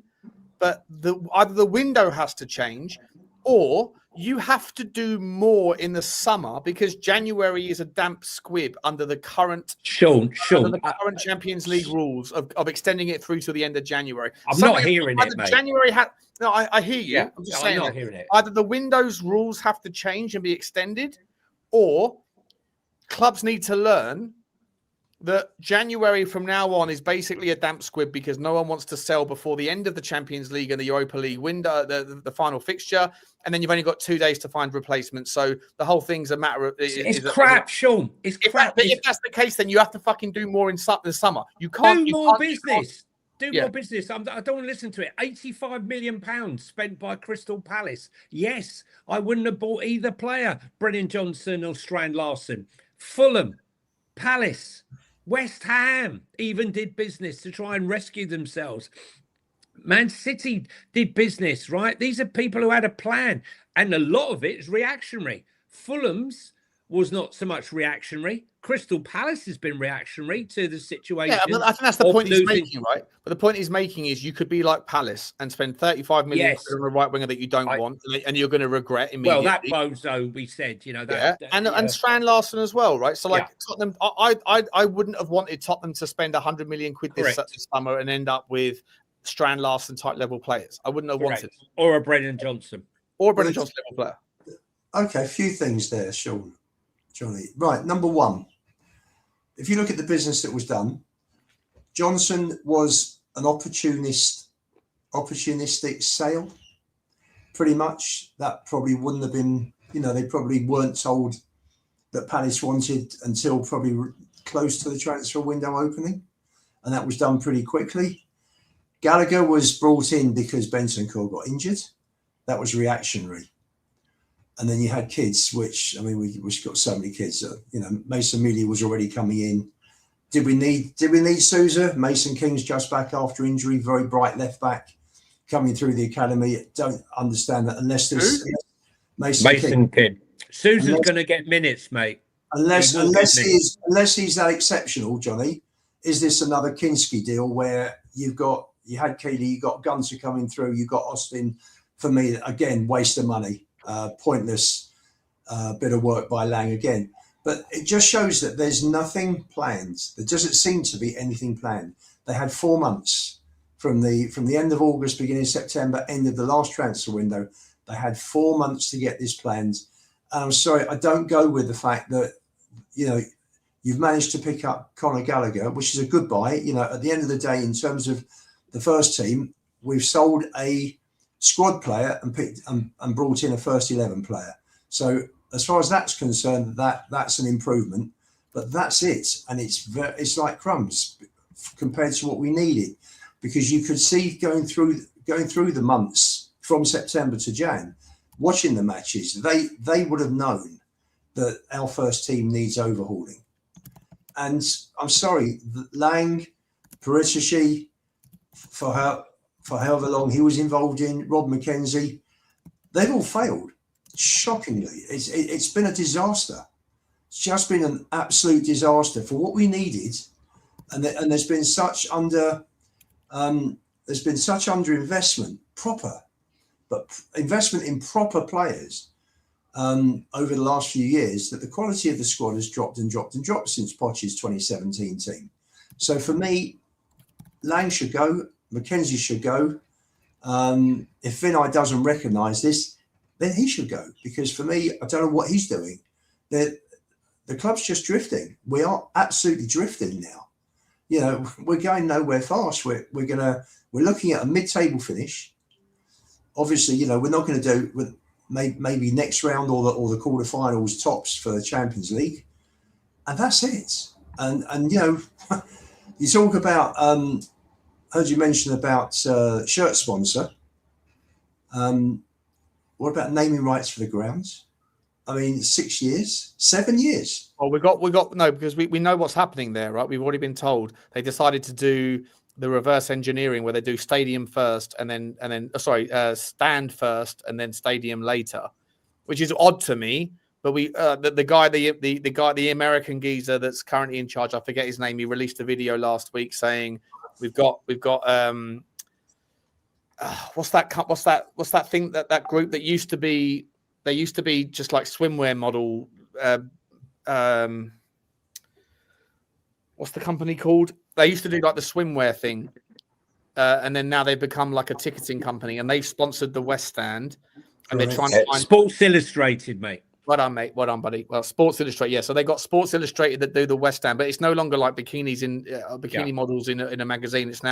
They're now like a ticketing company, and so they want to go West Stand, then North and South and East, and then after that go for the big sponsorship, which to me is a little bit weird because for every single industry that you pick for a stand, you end up getting exclusivity rights on the industry. So like if you were to go for, I don't know, the JP Morgan stand in the North or whatever, then you basically rule out every other financial company from being able to buy the rights for the overall stadium. You know, so it's a little bit weird that you would rule out 4 industries before you get to the big one first, but that's why they've gone with it. So that's right. But I mean, even alone for the fact the guy came out with that last week, we've been in the ground coming up 7 years in 2 months' time.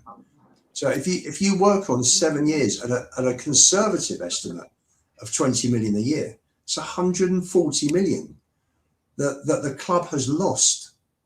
I mean, that is shocking by Levy, by anyone's. I'm not sure if 20 million is a conservative estimate because I think 20 million quid would be the 3rd biggest stadium sponsorship in the world ever. You know, and the one that's bigger, like the crypto.com arena, is the old Staples Arena in Los Angeles, and they play basketball there. Even if it was 15 million, sure. They have events there like 4 times a week. So it's a little bit different. There should have been a 10-year deal, whatever it was, put in place before we moved into the ground, like Arsenal had the Emirates. No, but that, again, the Emirates got on board something there that didn't have all the multi-purpose stuff. And there is, listen, it's difficult to quantify. It's impossible to quantify. But there's a reason why those brands want the stadium naming rights deal, because it helps their brand. And so the inverse of that is also true, that if you have the Tottenham Hotspur Stadium, then there is an inverse correlation to the benefit of having the Tottenham Hotspur Stadium there, right? Whether it's, you know, trying to drag American fans in that come there for the Beyonce or come there for the NFL, and they go, oh, I'm going to get into football. What team am I going to pick? I'm going to pick the Tottenham because, you know, I fell in love with the stadium and the experience I had there, yada yada yada, right? So there is like, if you can acknowledge that 25 million, it's worth $25 million a year to Google, right? It's also worth $25 million a year to Tottenham. You just wonder how Everton just seem to just find the naming rights sponsor. Yeah, but they're paying $6 million a year.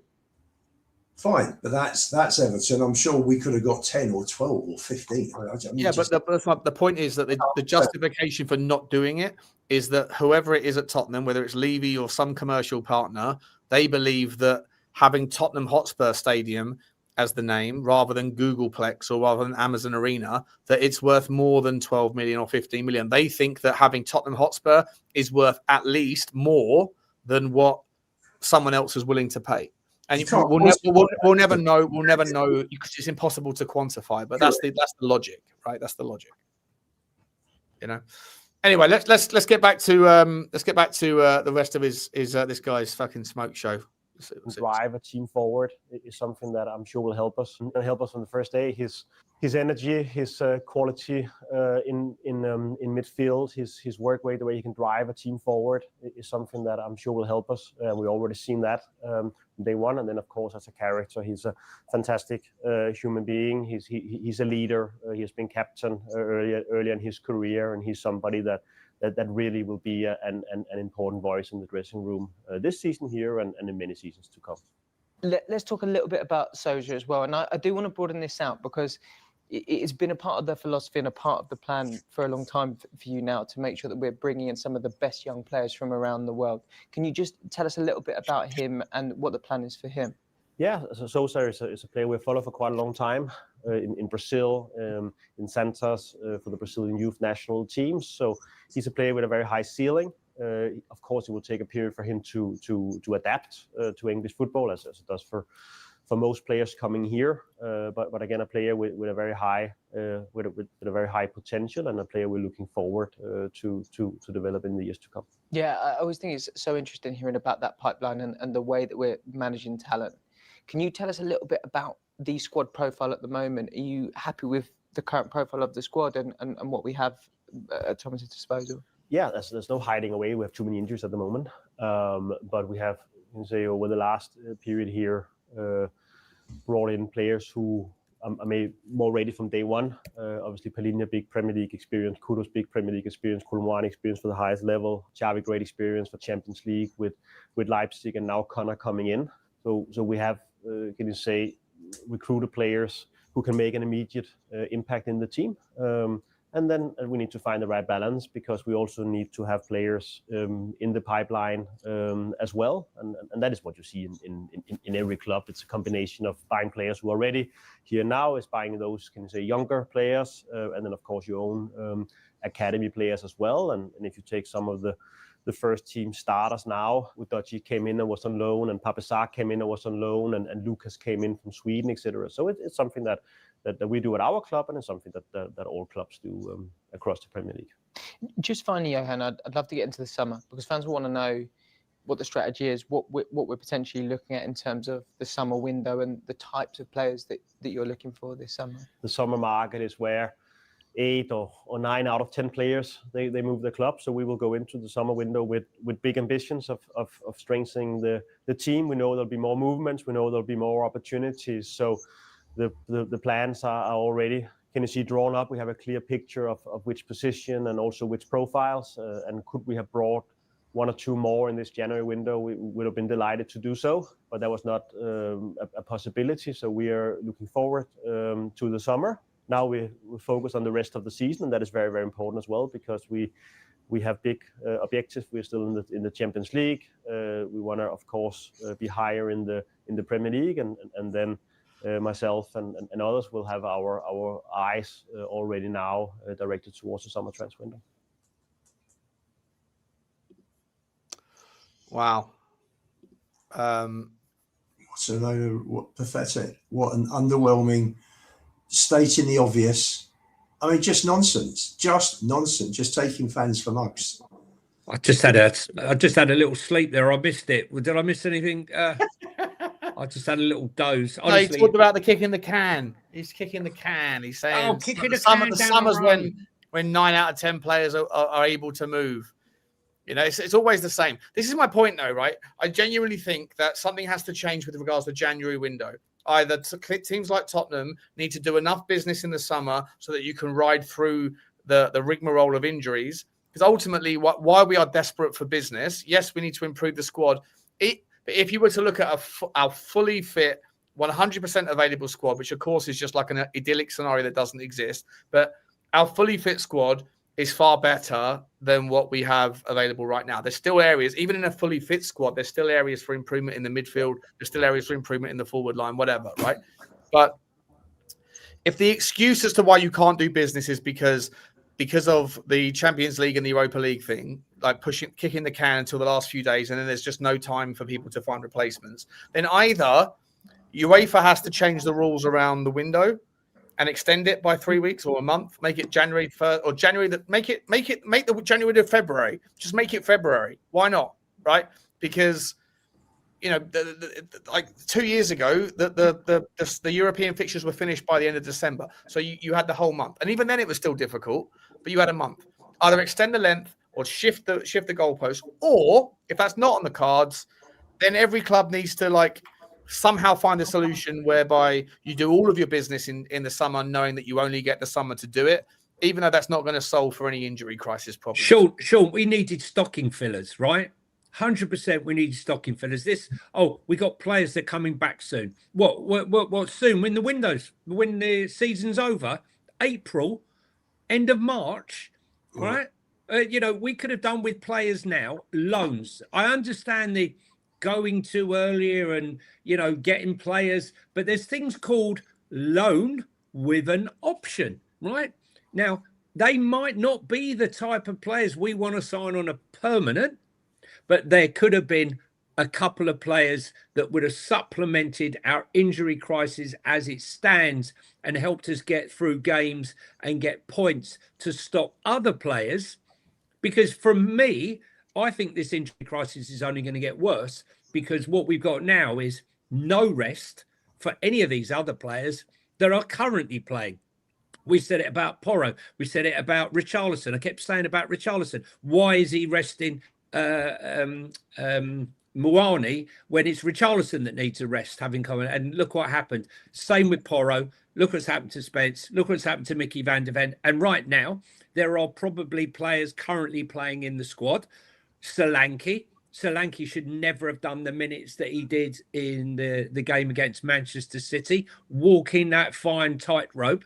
If you fall off, we're going to be in the situation where we're going to play the kids. Now, if you're not going to play the kids, Sean, if you're not going to play the Callum Masesi or Rito Ketamarian or Williams, or not going to give them a minute, then why not getting a loan signing in to supplement it, to fill it in, to help us out? You're not even helping out the manager that you say that you care about. I don't get it. It's mental. It's absolutely mental. And to come up with these excuses, I'm sorry. Well, in 4 months, you can't react. You can react to getting Conor Gallagher, but you can't react to getting a backup winger that would just do us on loan. Johnny, firstly, in terms of just three answers there. Firstly, they went for 5 wingers that none of them were available.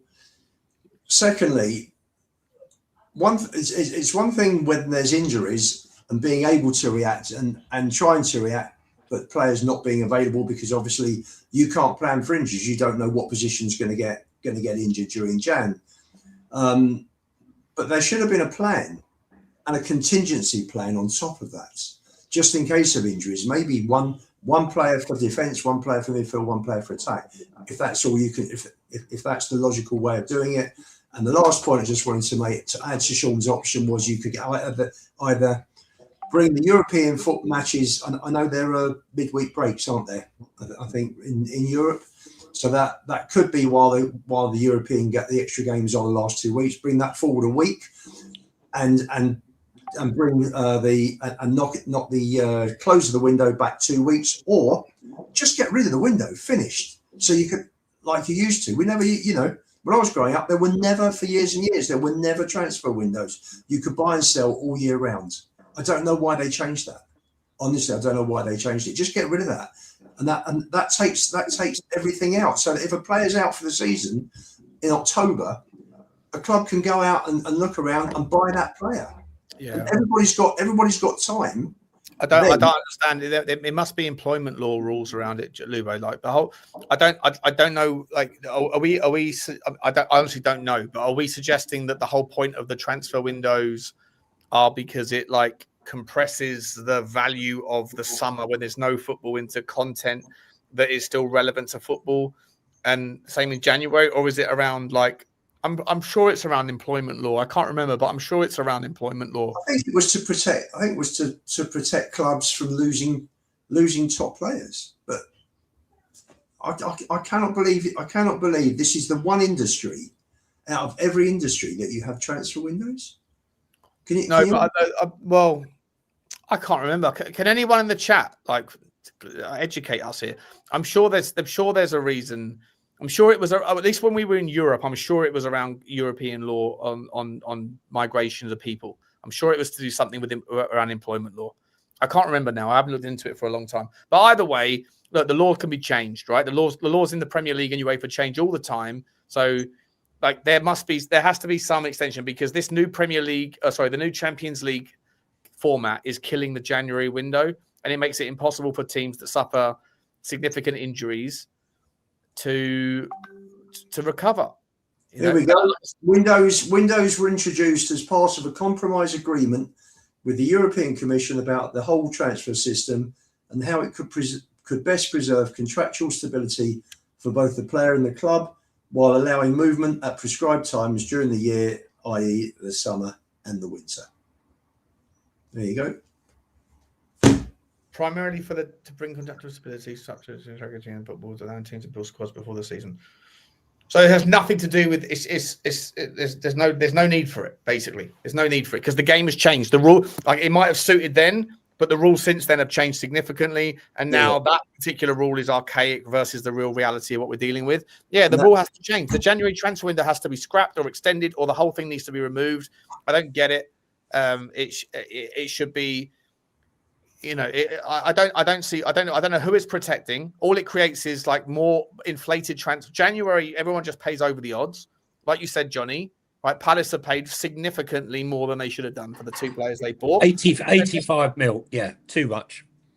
Yeah, but the rule needs to change because the Champions League rules have changed and the Europa League rules have changed, and it's fucked the entire window. So that has to be the next thing on the agenda. That they have to get around this because the window is just irrelevant now. I've never seen such a damp squib of a window. It's not just Tottenham. I know Tottenham are feeling it more because we're fans of the football club and we care about them more, but also because of the injuries. But it's not like everybody else just smashed it and we didn't. No one did anything. No one really did anything. City have got their own value where they can draw players in. They haven't got to negotiate. They can take advantage of expiring contracts or release clauses. Right? City brought in two players that elevate their team. One of them was because the selling club had no option, and the other one was because the selling club had very little options in regards to the transfer release clause and because of his expiring contract. Every other club has probably overpaid, including Tottenham, for both Sousa and for Conor Gallagher. So, and look, Palace did. I'd say that Rayan isn't worth 35 million euros. The geezer's like unknown entity. He might be a superstar. And loan deals are loan deals, right? But to me, I think that the focus from the Premier League needs to be on fixing that, changing the window structure, extend it by a month, or release, or like, I don't know. I just think the whole thing's it's a disgrace. But that being said, the rules are what they are, and we have to work within them. And that what I just saw from Johan Lang was a bunch of ridiculous excuses. Some of them might have merit, but ultimately you need to just, we need to sort of have a dose of reality here. That we have about 13 fit players in our squad. And if we're relying on these players to come back soon, and that's the justification for waiting until the summer, then that's a big risk. And it's going to let the chips fall where they may, but it might cost Thomas Frank his job. I sympathise with the injuries that Spurs have had, and because injuries is part of the game, but you don't expect injuries on this level. I think we had 4 or 5 injuries last January as well. Don't understand why we get hit by so many within that month.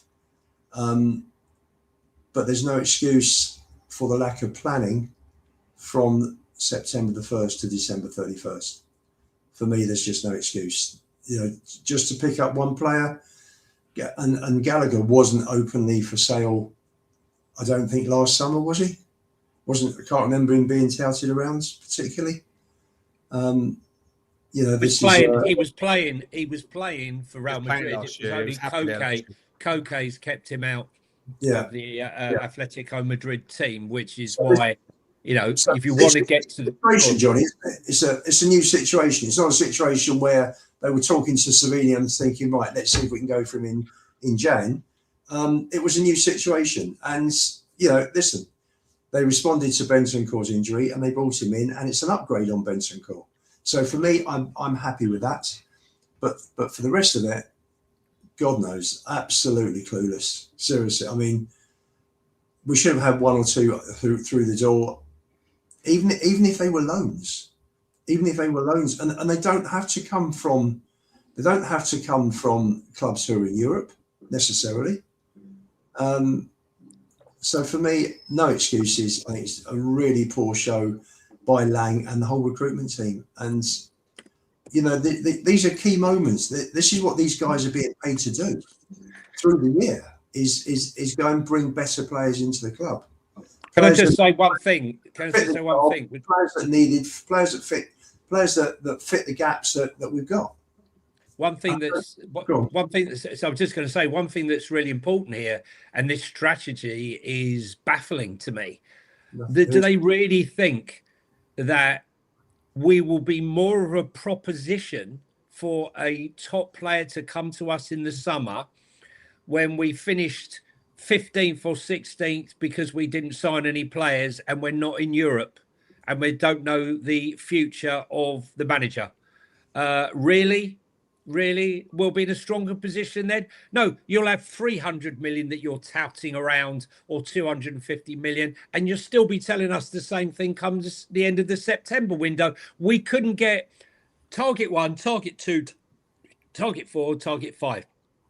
This is where we're at. Unfortunately, we couldn't get the targets due to our league position and the fact that we were out of Europe. Are we going to be spun another yarn and that can all be pushed down the road still further like it has done? We were promised a different ENIC at the close of the September window.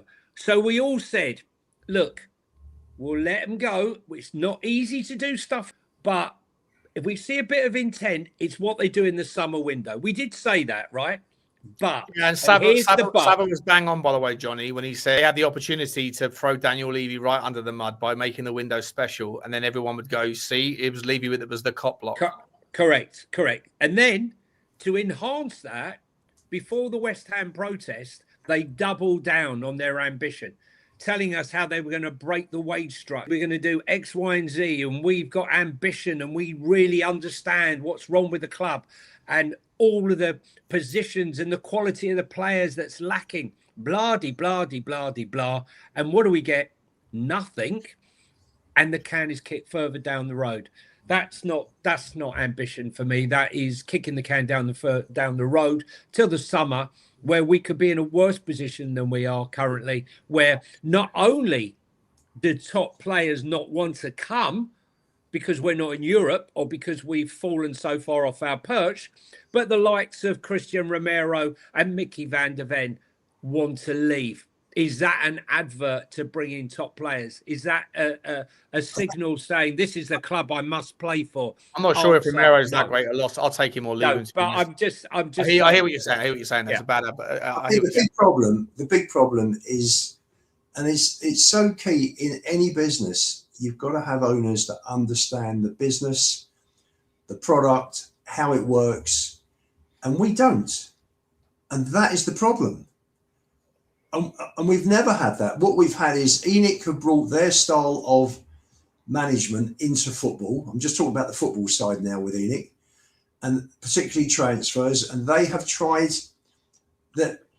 You know, when you look at the clubs that are winning trophies, they are the clubs that normally, I know you had Leicester, which was an anomaly. Then you had Atletico Madrid on one occasion in the last 20 in Spain. But you had the clubs that spend the most money are normally the clubs that win the trophies. Now, if you're going into football and you're a club like Tottenham, then you should be competing. You should be competing for those trophies with those other big clubs. They don't know. You're overly simplifying it again, mate. No. But life is, sometimes people make things too complicated. I'm trying to just bring it back down to basics. Yeah, but you're also major hurdles to that scenario. Right. We haven't had owners, for me, I think, since Venables probably left, because Venables was an owner since he left in '93. My dad sold his stock for him. did he? And and Alan Sugar went mental. For me, Venables was the last football person that was on the ball that could run the club in a football way from strength with knowledge. And we've never had that. And ENIC have tried to change the way they run a football club. It's proven to not be too successful. They've had a couple of bits of success, but otherwise, apart from that, it hasn't worked. The way they have bought players, the way leaving it to the end of the window for many years, without losing points early on in August, leaving it to the last week of the window because Levy wanted to get deals, buying players because they were opportunities rather than buying what was right for the club.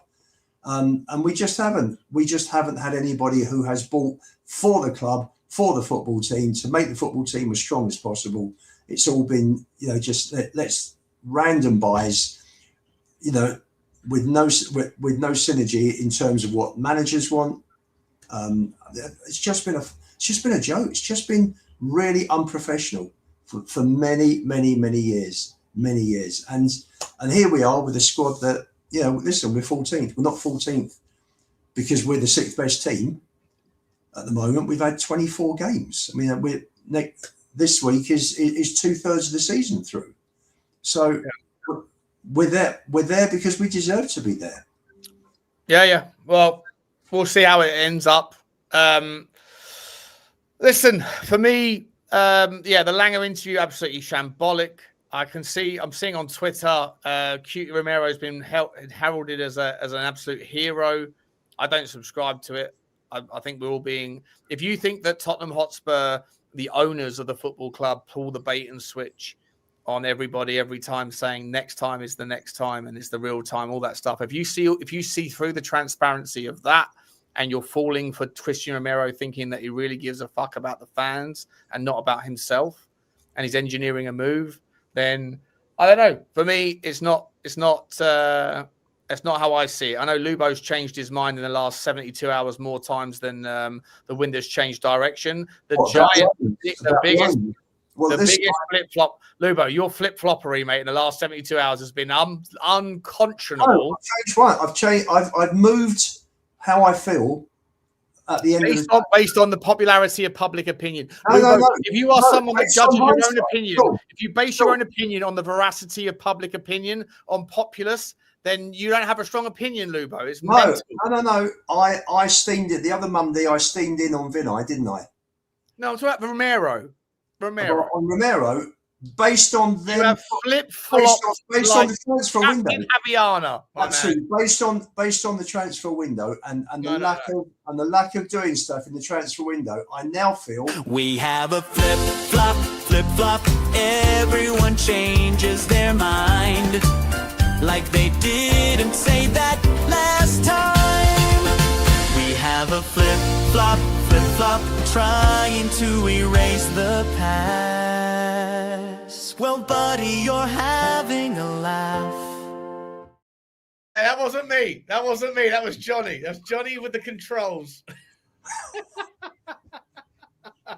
Lubo, let's be honest. On Monday night show, you were back in the same narrative as I was, which is the same narrative as last time. No, I agree with Stel. No, you didn't. I agreed with Stel. Go through the show. I agreed with Stel. You were flip-flopping. I started talking and I got cut short because... What has changed? I tell you what's changed. Normally, and I did say, if you want owners to see things through your eyes, then obviously calling them out in public isn't the right way to go about things.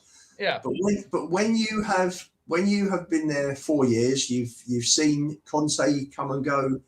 You've seen Kane and Son. You either feel a certain way. Hang on. You either feel a certain way about being professional, or you don't. Because you felt a certain way before, and now you don't, because you know that the public opinion. I've changed my mind because the fans aren't big enough in numbers to go and protest against the owners, and I think the only way that the owners will listen is actually if a player actually says. Do me a favour. They didn't listen last time, and they didn't listen the time before. Nothing has changed. Right, Romero called them out a year ago. He called them out 3 months ago. Nothing has changed on that regard either. This is a step. All the players who've got behind Romero. Lubo. I'm not calling you out here, but this is a Stelios rhetoric as well, right? He wants to pivot and pitch to these simple fucking solutions of like, what we need is a manager who comes in and tells it how it is. I'm coming to the club and it's all my way or the highway. And everyone's like, oh yeah, no, that's fucking Stel's bang on. Stel's delusional. I love Stel. I'm getting like we're friends now and all that shit. But it's fucking deluded to think that he pitches easy scenarios that will never manifest.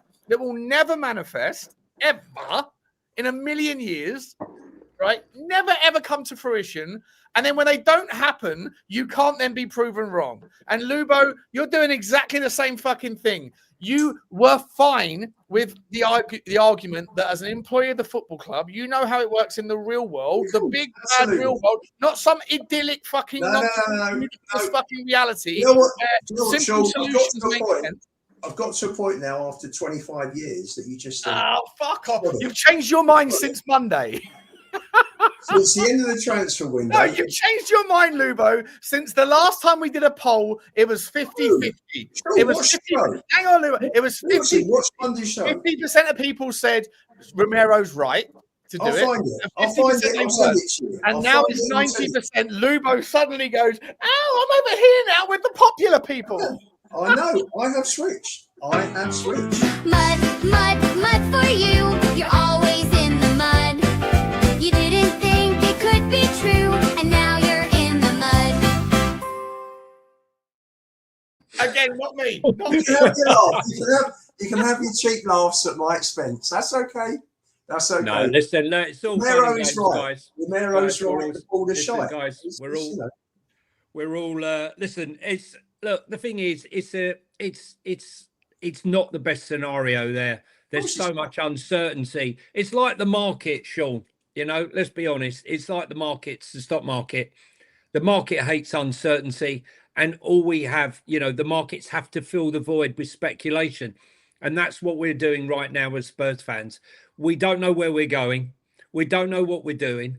We've got no direction. We don't know whether the manager's going to be here. We don't know whether the board's going to be here. We don't know whether the director of football is going to be here. Our director of football has left and gone to a relegated club. There's so much uncertainty. And,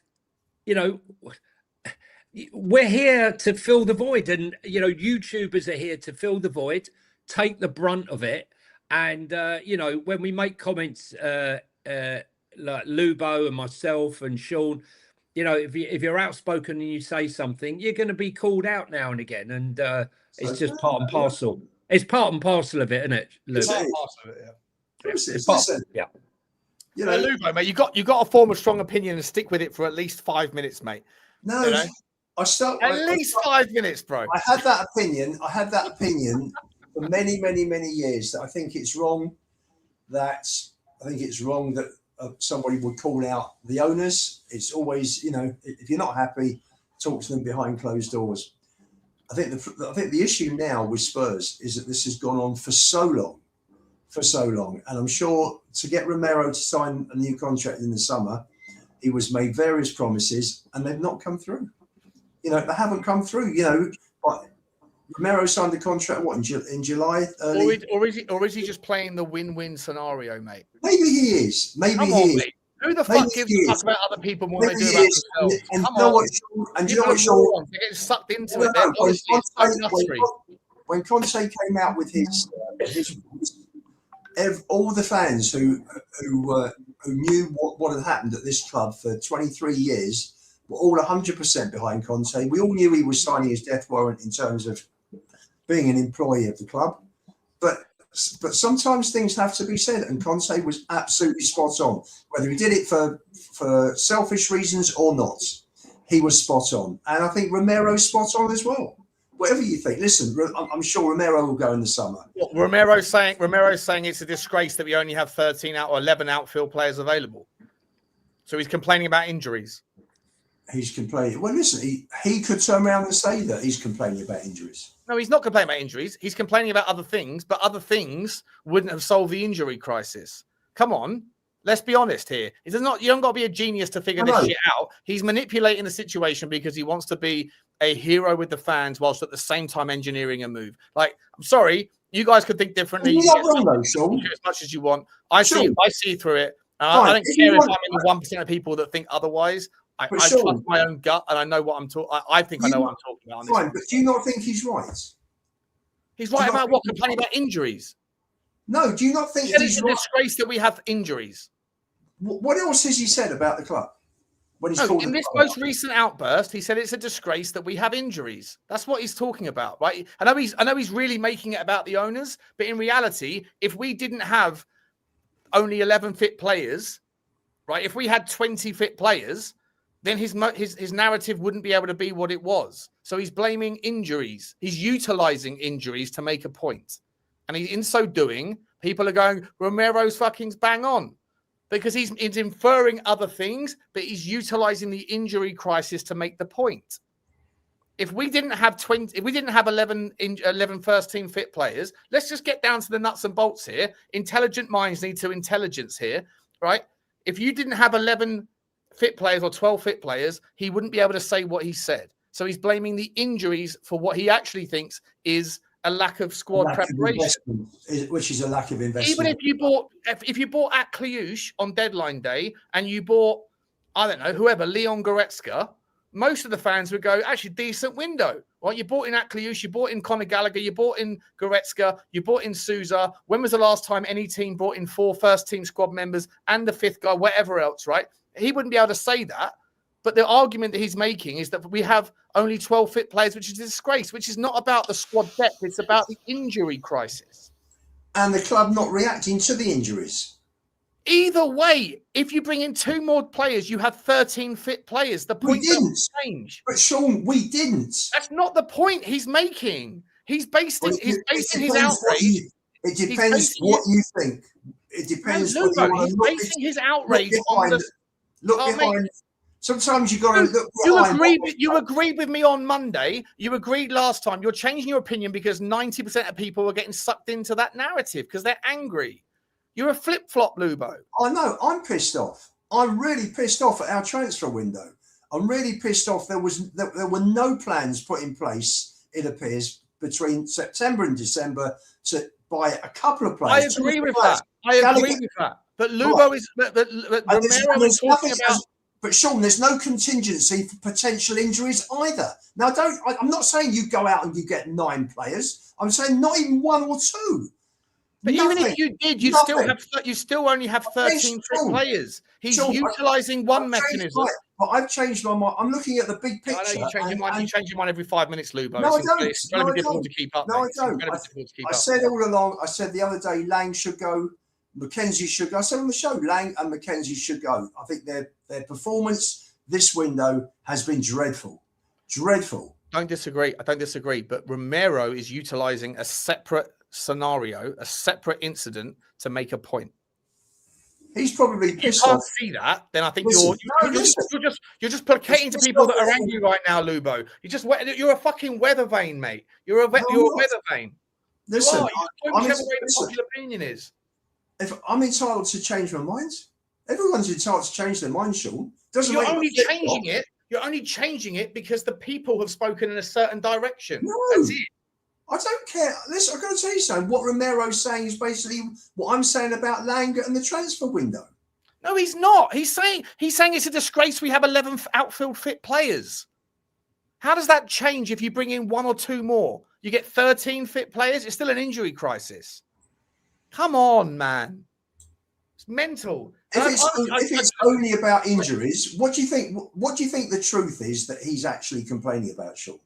What do you think? What do you think he actually means? That's fine. I don't disagree with his opinion about the ownership. I don't disagree with your opinion about the ownership. We're all on board that. Sure. We're all on board that. But he's utilising a specific circumstance with regards injuries to make his point, to amplify his point. And then the day after, all of a sudden, that fucking South American, Argentinian Igali Dool or whatever his name is, the same guy that said he wanted to leave to Atletico Madrid in the summer, he's back on saying Romero wants out. But hang on.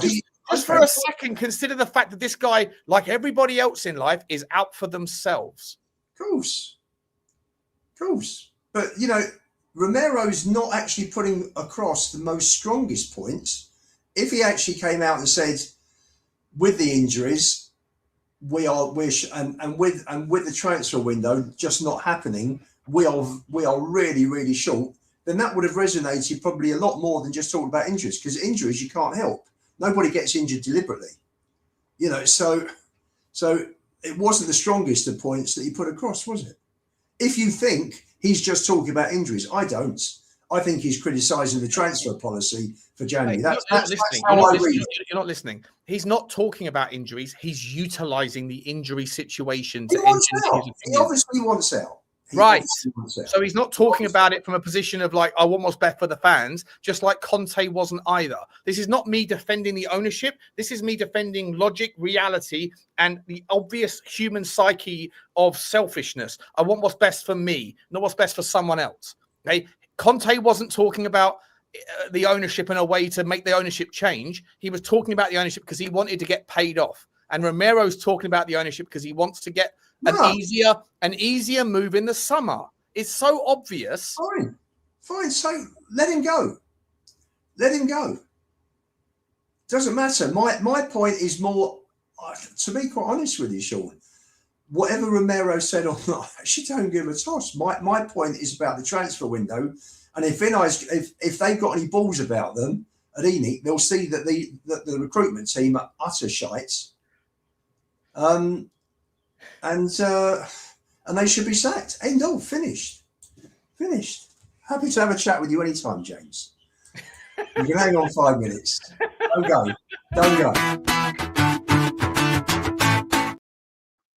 Johnny's on my fucking dials, mate. I need to get you guys your own access to your own logins so that you can have your own things. Listen, I know, Johnny, you got to go. Lubo, we got to go. We're going for over 2 hours. It's been a great show. Listen, I hope that Brooklyn Eric is real. I hope it's true. I hope Wing-Fi is real. Final words, guys. Forget about Romero. That's just going to wind me up because Lubo winds me up. Johnny, final words, my man. Are you on board the Brooklyn Eric story? You're on mute, my man. I'm on board as long as it's got substance to it, and he's talking real numbers and not missing a couple of zeros. Talk is cheap, as ENIC will tell you. They've been talking cheap for a long time. We need someone that's come in with real substance, going to spend some money.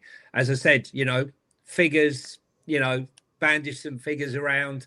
I'm doing this and I'm going to make a deal and I'm going to make $1 million by next week and all the rest of it. But the truth of the matter is the proof will be in the pudding.